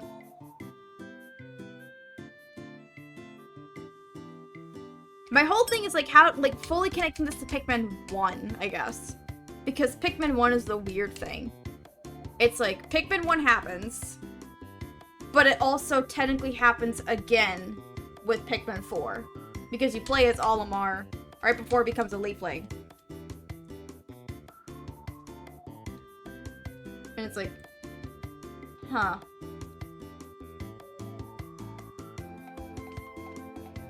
I'd have to, like, play the games again to fully wrap my head around it.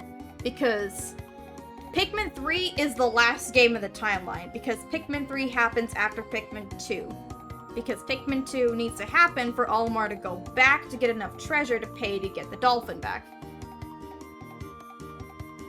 I'm thinking of the timeline split off different humanities, different apocalypses scenarios, I guess. But it's, like, also weird. Like, or is this just like a Zelda timeline?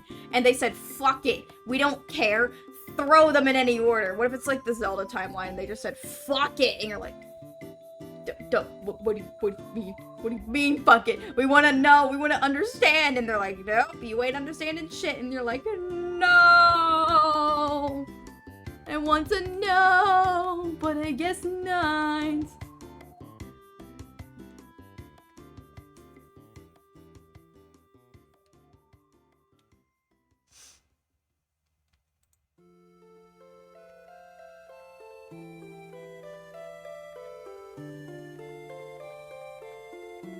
Stating Peanut Porter 4 does not abide to the rules of time. It does not. It does.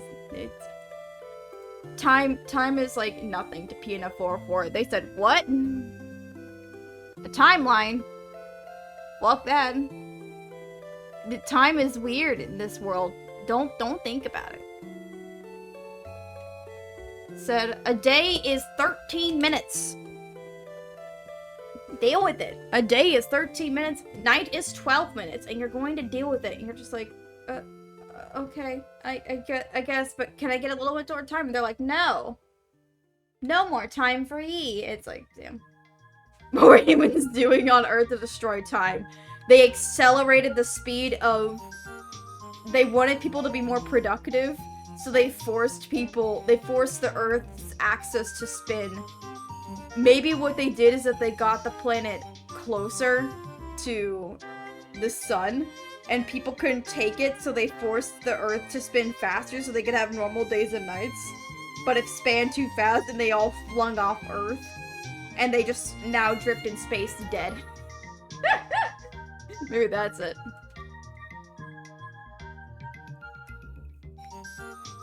Maybe that's how it works.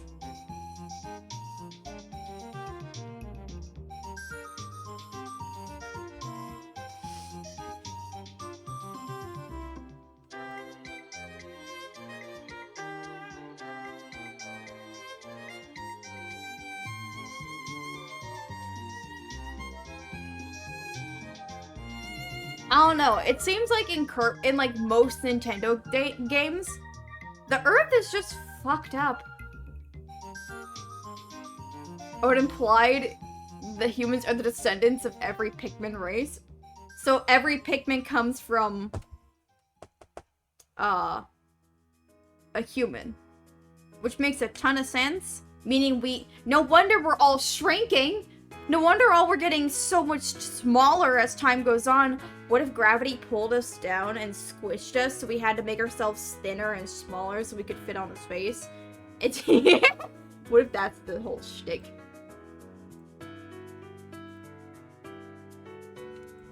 But I mean, it seems like in Nintendo games, they're like, yeah, the world just ends.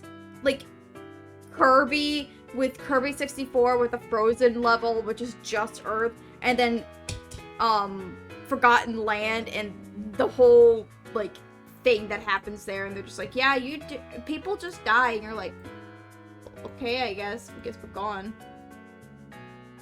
That's quite literally what happened, yeah, basically. Just the world ends, and then...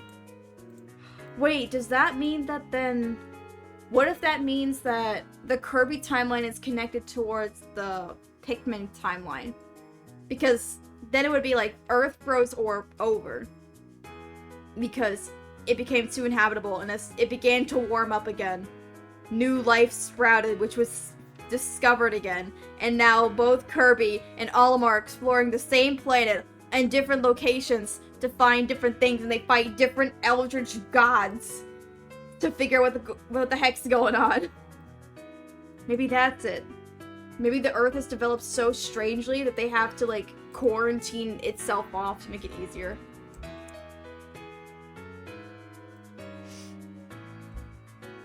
We just kind of, like, come up with random shit, man. That's great. Alright, so... That's technically now... We've got 1, 2, 3, 4, 5... I need to work on that one, but I need to get it. 6, 7, 8. So I've got technically 8.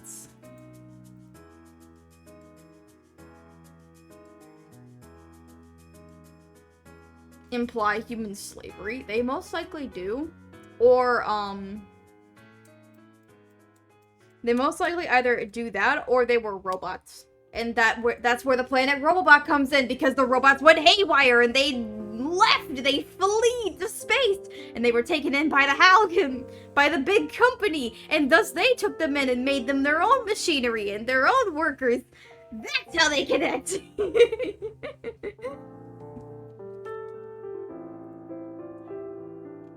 I'm just having my fun at the moment.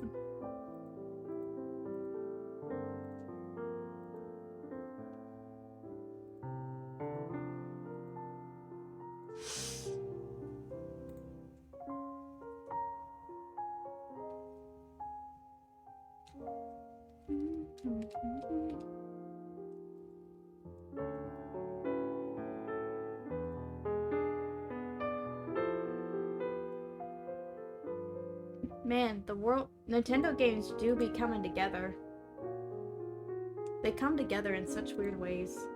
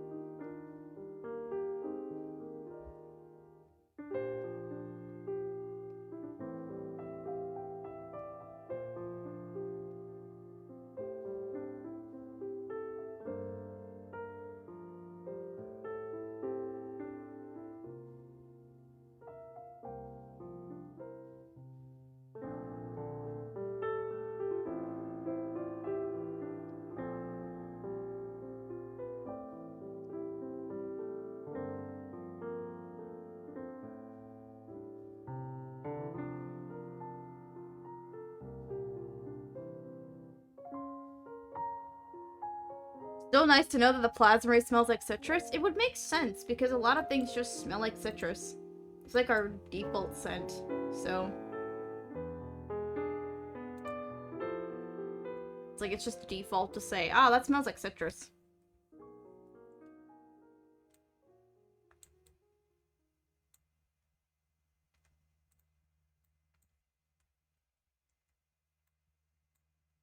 But it also makes it interesting, like, they know what citrus is.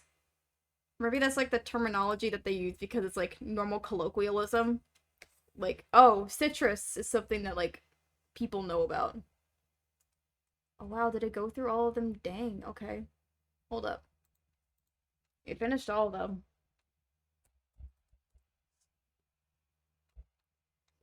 I realized the playlist had ended and I was like, oh damn.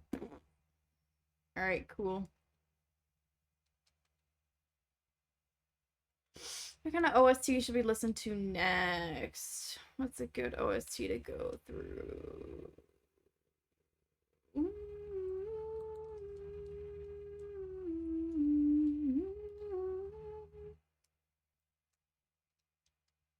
Formidable August are one of the most fascinating Pikmin areas. It really is. It's. I wonder what it's like. Actually, you know what?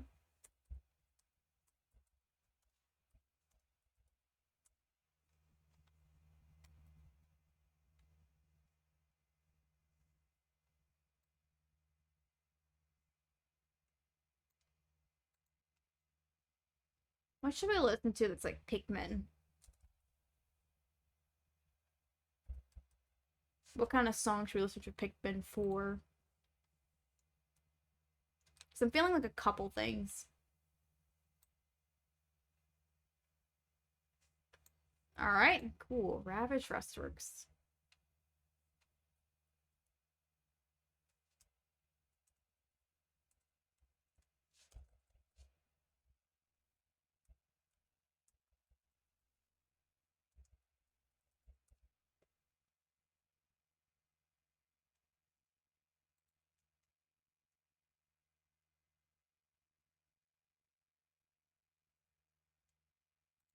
Hold on, let me do something real quick. Yep, I knew it.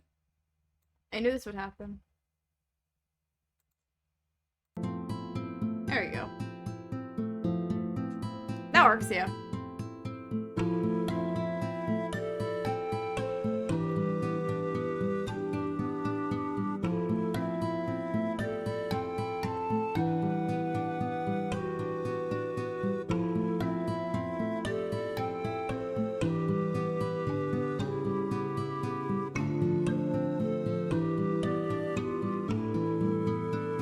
That works. Right.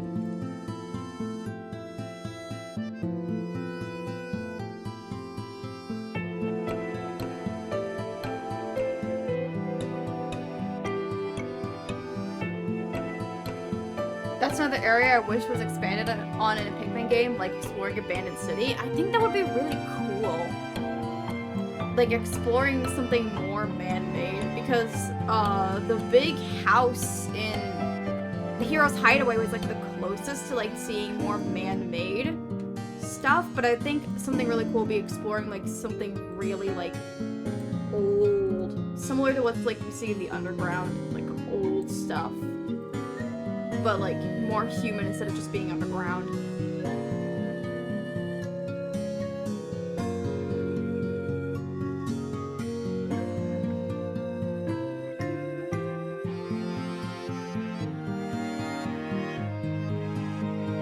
This is very much latent vibes. Very latent vibes right now.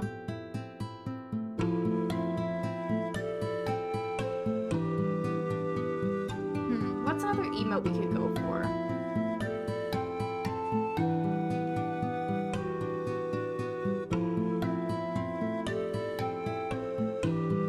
Some other emote people. What's another emote you guys think would be good? Like would be commonly used, I guess.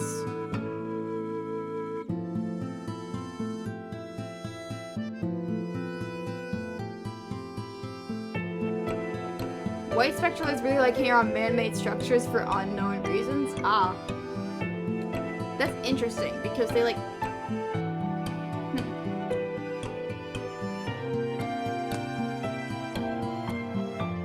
Because they like hang around nature a lot, so...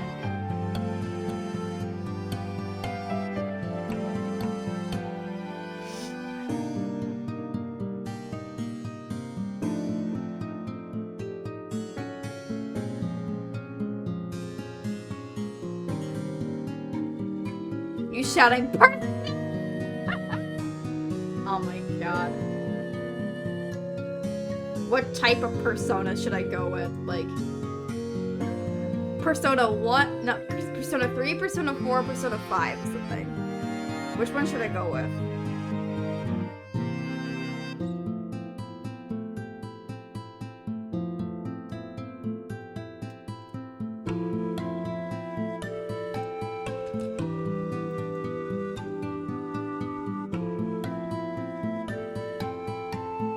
Maybe 5? Alright, then the mask it is. Hold up.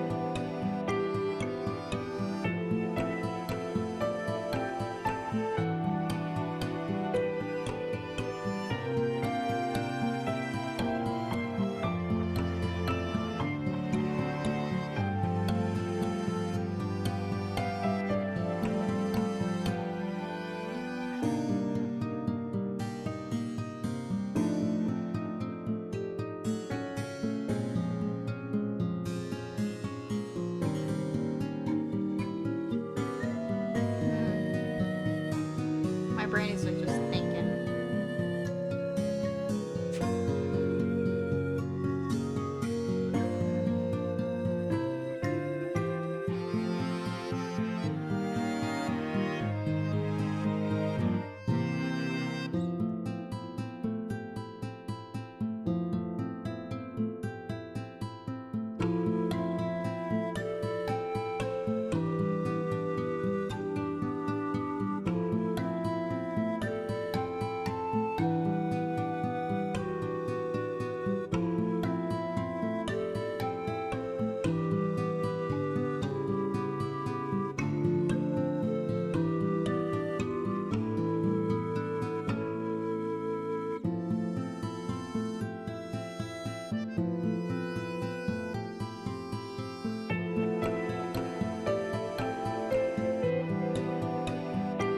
You know what? It's been a minute since we've listened to something like this. Hold up.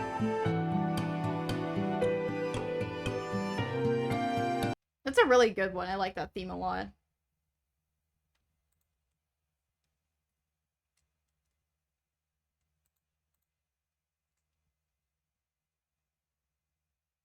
Every time I'm like preemptively trying to like stop the ads, but I can't.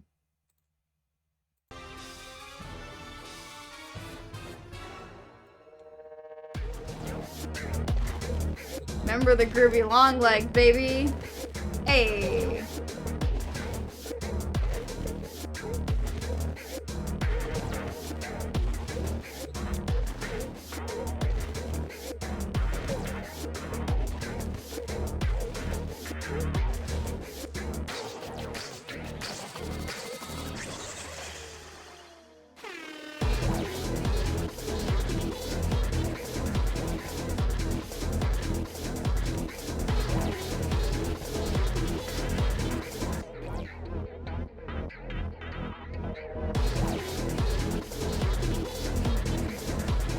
It's been a minute since I remembered like the groovy long legs, but that guy was just like a nutcase. She also made me look up something else too.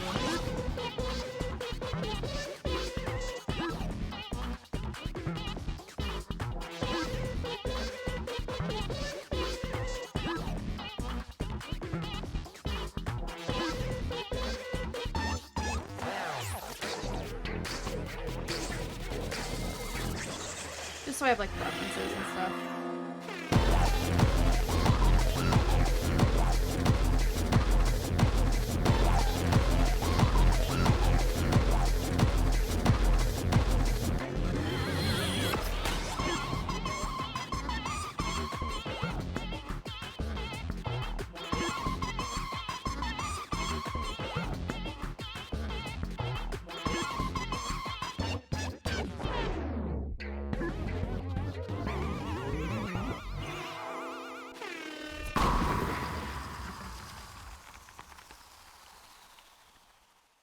Alright, back to the other one. We'll go back to this one.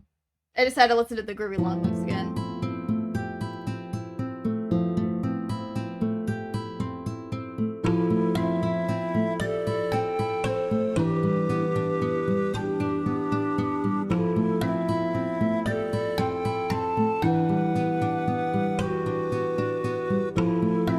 Let me lower that down. There we go.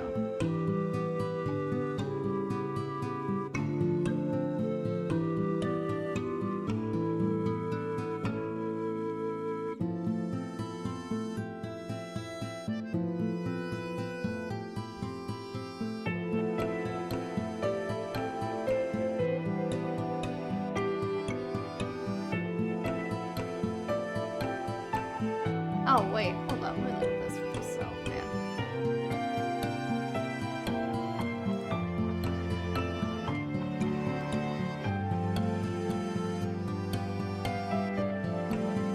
Hold up. Did someone actually do that? Oh, yeah. Someone drew Arena and Toshiro in the Persona 5 style. And they look great. Toshiro looks a bit generic, but that makes sense because he's a generic dude.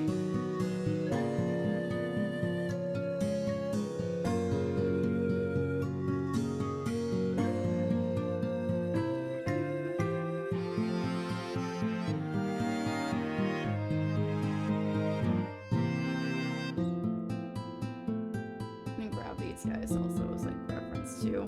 Just to have something.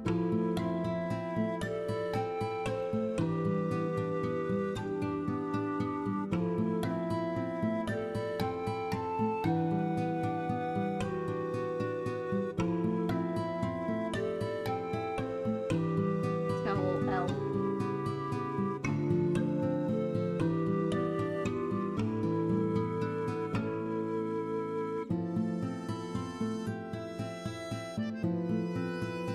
There we go.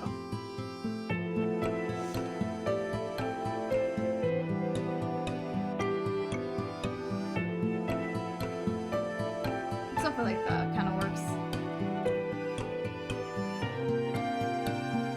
I want you down there. I want you like weird here.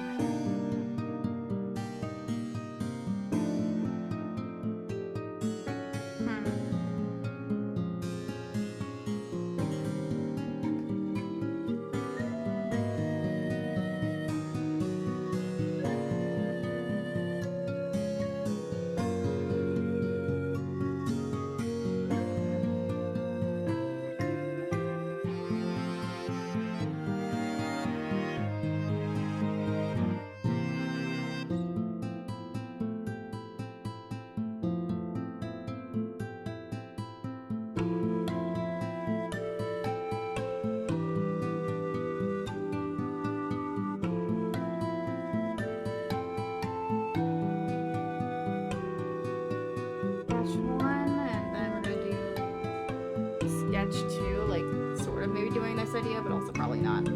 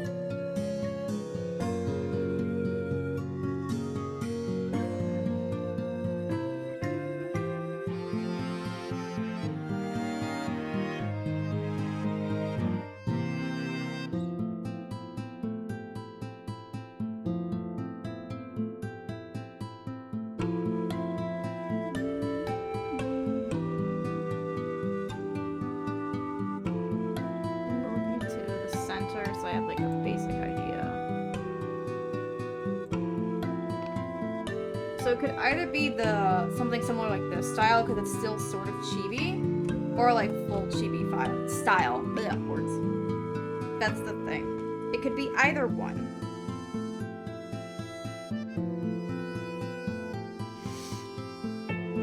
And I'm not sure, because this would be like a drastic change in art style, but it would like fit the persona a bit more. But then the chibi would work, but it'd also be like kind of weird. Not sure.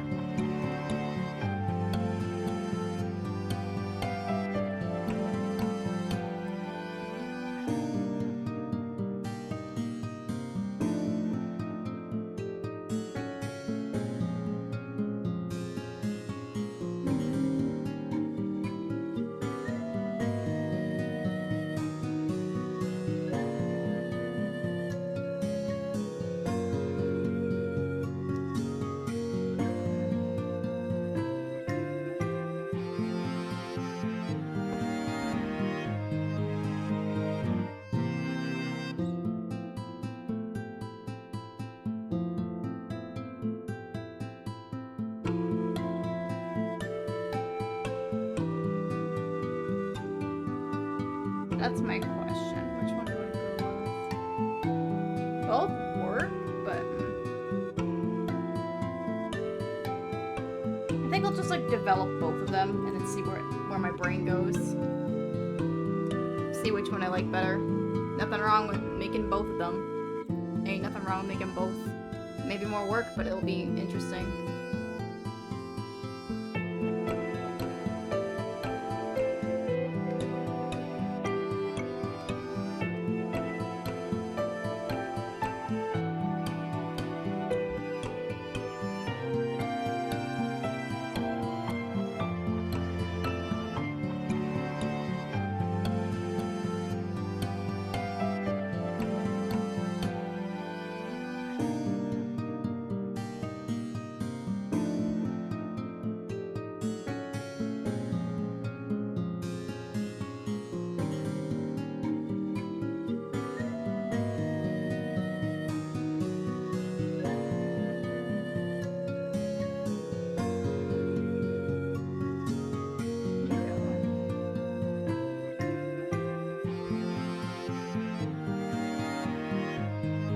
Oh boy.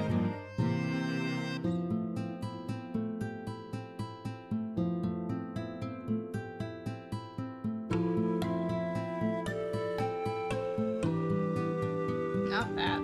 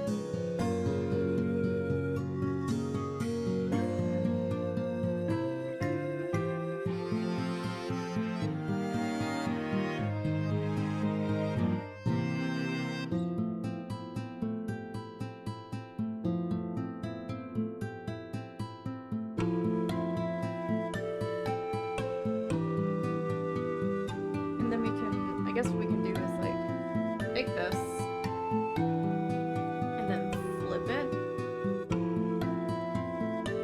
That's how it would look, basically.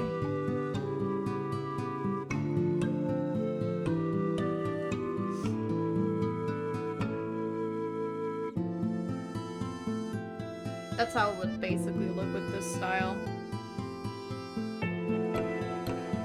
Maybe like angling the eyes a bit more.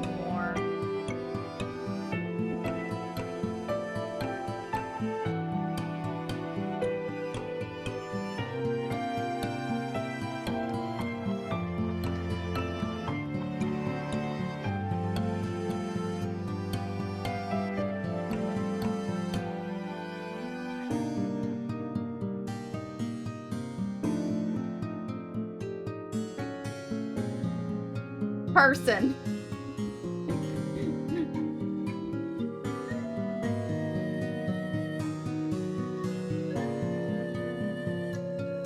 Just it was just person, now it's persona.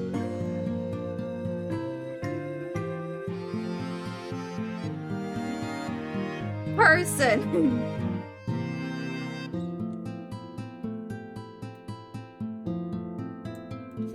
Go with this style for a minute, but we'll develop the other style later on. And I'll see how I'll like put it up and see what you guys think. How they look.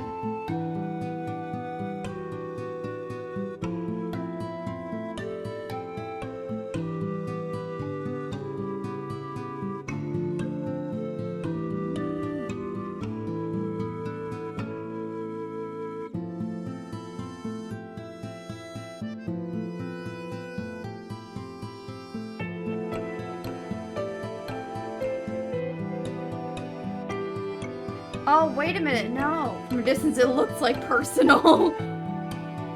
Personal. I guess I should just leave it as, like, the persona then. Just leave it like that.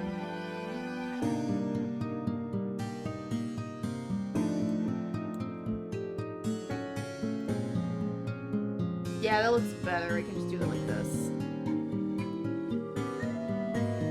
Oh, never mind. So, like, the artwork of Toshiro and Arena was actual concept art for them in the Persona style before they made them into the chibi characters. That's kind of cool. I kind of love that. So they drew them as regular Persona style and said, now chibify them. And it's like, makes sense. Makes sense. Let me pull it up. Let me pull up,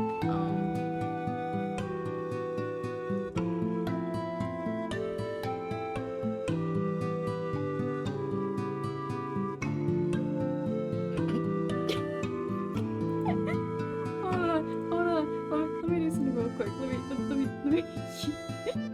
This is this guy's art, like his official art. My guy's on a mission. He's on a strut. He on a strutting mission.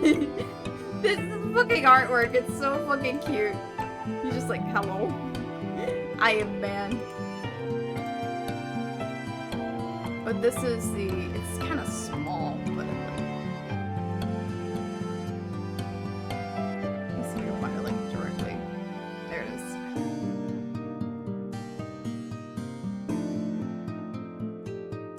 Like, this is what his like regular art would look like if he was in the Persona style, along with Arena.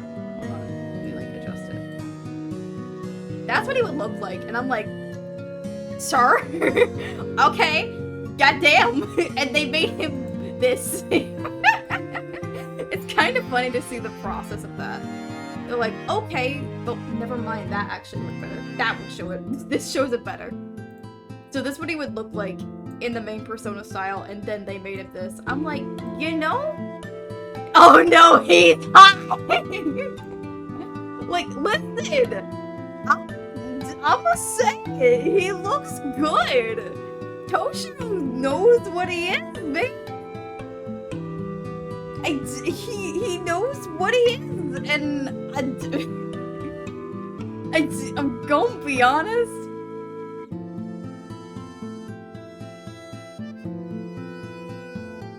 I'm like, it's Jesus, like, look at this. He's got a jawline and everything. He's got them dead eyes. Like, damn. Like, sheesh. And then this. I love his stupid face. Names on a measure separates 16 inches instead. I think they also have the one for Arena too.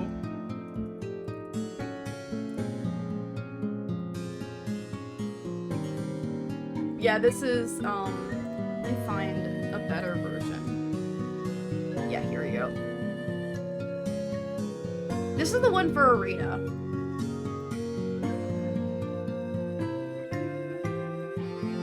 Let me see if I can just, like, zoom in on her. This is what Arena would look like. And I'm like, you know? Damn. Damn. They really said, and I quote, hairs and worn out, she gonna look cute. And she's like, hi. And she has painted nails! I did not think she has painted nails! I don't remember seeing that in the artwork, but she has painted nails. That's really cute. I kind of do like that idea of the concept art, where it's like, the chibi's great. I love that they're like, okay, let's imagine them in the art style of main Persona, because then once we make them chibi, they'll fit in with the rest of the characters. So they worked the same way they did with all the other ones. It makes sense to me. That makes a ton of sense in my brain, because like, oh, then we can know exactly what the style will be instead of just making them chibi. Because they could have just made them chibi, but they're like, no, we'll give them a full thing to hopefully understand them as characters. And they said Toshiro was handsome. This is just fun art stuff. I love this. It does taking a style and fitting into another style. Yeah, it takes a bit, but it makes sense. Just Jesus Christ, they really did just say, Toshiro, we're gonna make you hot. In all honesty, no wonder Marie went for him, not just for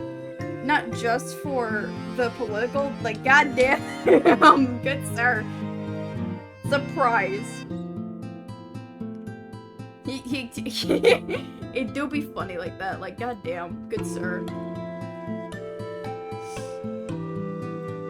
It's really interesting to, like, see that and see that put together. I don't know, my brain was just like, ah, art. Speaking of Persona.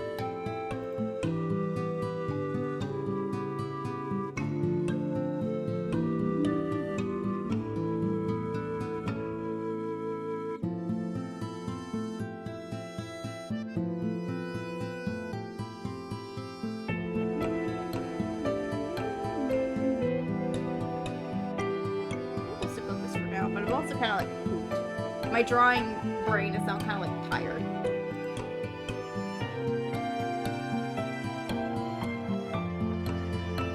I'm kind of like pooped out, so I think I'm gonna stop for now. I think I'll stop for now and like swap over. Means we got a good bunch of like emotes to work with that I can. Uh-oh. Nope, okay, we're fine. My thing was just slow. So we've got, I mean, I should have shown this, but we've got the waving, which is going to be animated. We've got y'all eating popcorn. We've got me dead. We got the sad mouse. I'm gonna have to find the references for taking notes. Because I remember having one, but I just haven't implemented them in the thing yet. We've got lurking, sad, angry, and then persona. That's not bad. 2, 3, 4, 5, 6, 7, 8, 9. That's 9 emotes. I'll need one more, really, and then it should be good to, like, fully develop them all. Like, with all the colors and, like, the character details of, like, myself, and then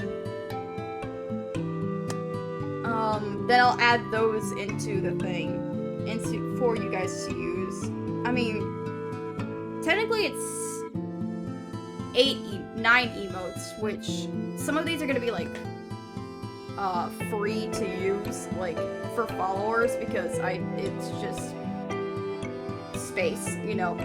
Twitch is like, you don't got enough points to get more emotes, and I'm like, fuck you, I just want to give my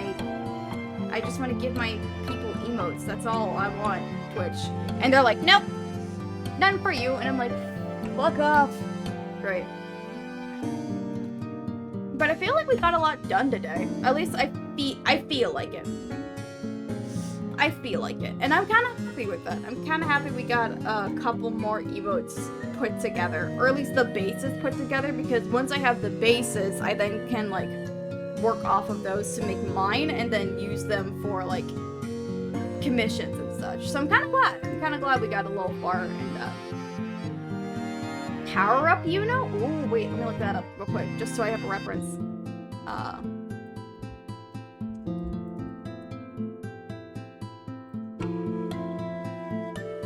Oh, like the Goku one, just going like.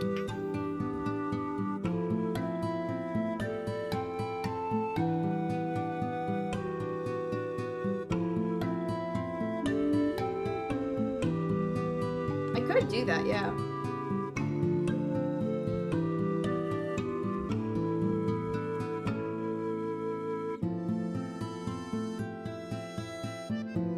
Or like sparking eyes and energy surge? Yeah, that could work. Let me make like a note of that for myself.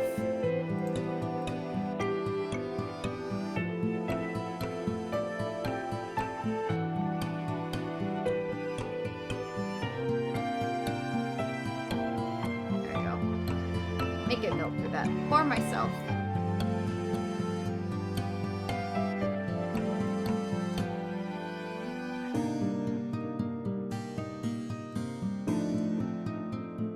That would be really nice, especially with your glitch aesthetic. Yeah, I can have some fun with that with the glitch aesthetic.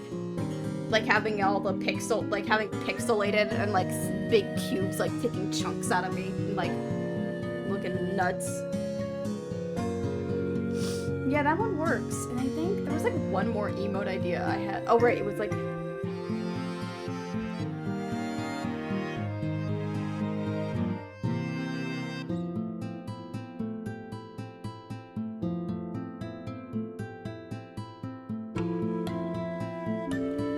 I grabbed like a couple of references for this one, so it's like cozy.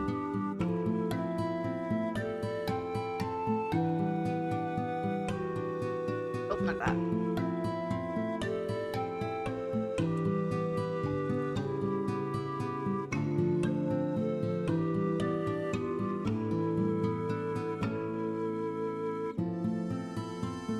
No, not that. I'm just gonna paste. There you go.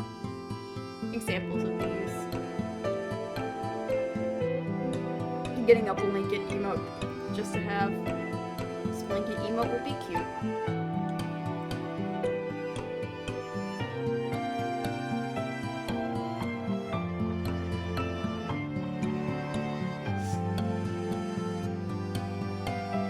Yeah, that'll be good. I can work with that one. That'll be nice. Anything else I can think of just to have?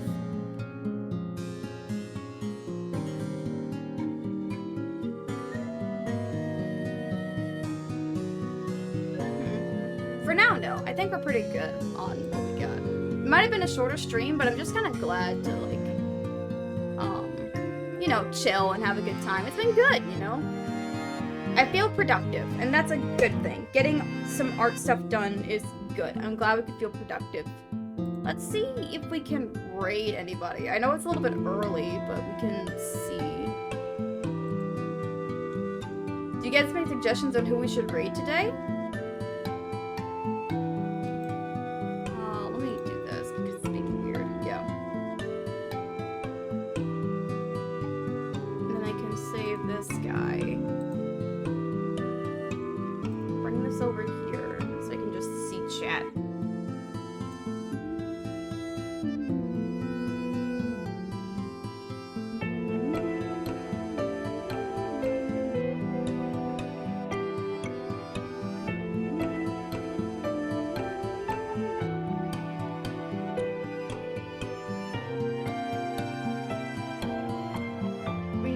Let me see. We've got, Zold, who's playing 9 Souls. That's very funny. Oceanox is doing art stuff as always. And that's really it. Everyone else is like the big people that I can't bother because they're too big.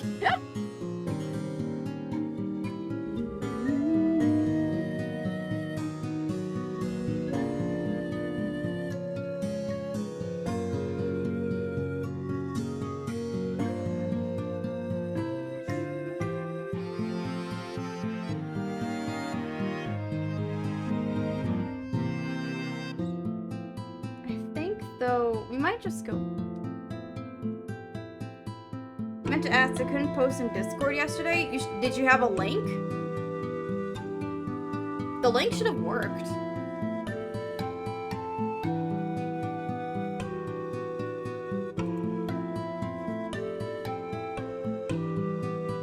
If not, then I'll see if I can figure it out. Because it shouldn't be, like, the bot shouldn't be stopping links. Access to input? Huh? What do you mean? What do you mean? I don't get that. What?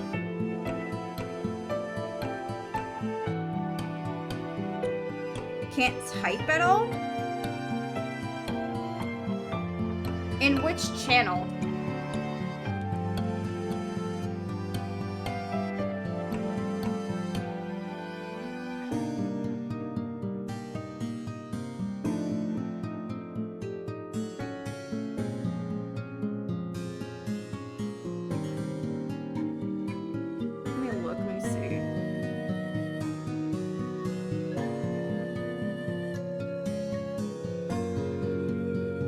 Did you verify first?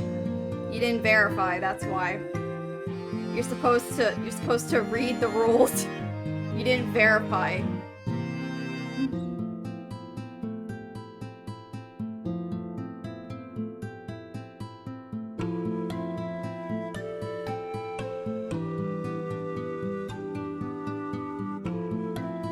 On my end, you are not verified as one of the members in the, like, you're technically in the, like, the Discord, but you need to go into the rules and give yourself a role. That's what you need to do.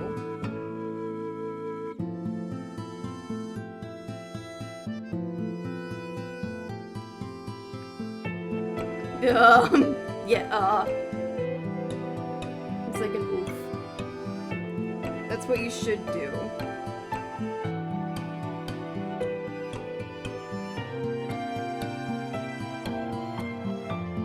Because I can see your knots.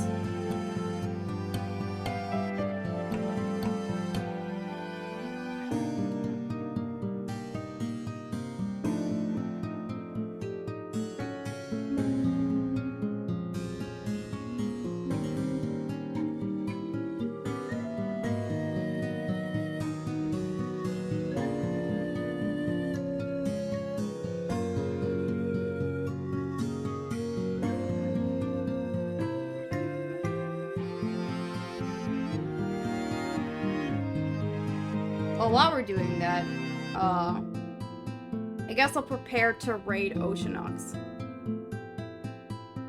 Didn't take the first time? You might have double tapped it by accident, maybe. Sometimes a double click, it will like undo stuff. It's weird. Or just like, it just didn't tap right.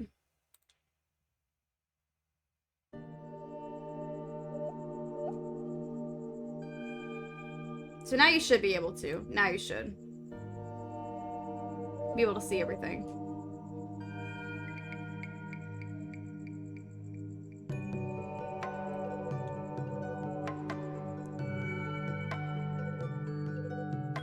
Anyway, I think that should be good. Alright. A last little silly thing, but we good. We should be good. Anyway. We're gonna go raid Oceanox to continue the art trend. We'll go raid them. It's always fun to see arts. Bro, come on. Alright, let's go raid Oceanox. Anyway, thank you all so much for stopping by. I hope you guys enjoyed stream today. It was nice and fun to chill and just, you know, do some art stuff. If you'd like to join in the raid, here's the raid message. If you're subscribed, here's the sub-raid message. I mentioned tomorrow we might do a stream. I'm sort of a little tired. Oops, I didn't mean to do that one. I mean to do that, but I'll copy that instead. Not the mod verified, my bot, damn. My bot, my god, I fucked up. Anyway. I'm a little tired, you know, a little bit more exhausted. Maybe it's just because energy has been pretty low for a while, so we might not have a stream tomorrow. If not, then, brain, sorry. Then, Friday, because I'm gonna stream Friday, we'll continue more Little Nightmares for you guys, because I want to finish that game. I kind of realized a problem, but I also am like, yeah, I made a commitment. I'm going to keep playing Little Nightmares, but I realized I don't like playing horror games because I feel low energy, but it's fine. Anyway, we'll be good. Anyway, I will see you guys tomorrow. Maybe tomorrow. If not tomorrow, then Friday. I'll see you later. Bye!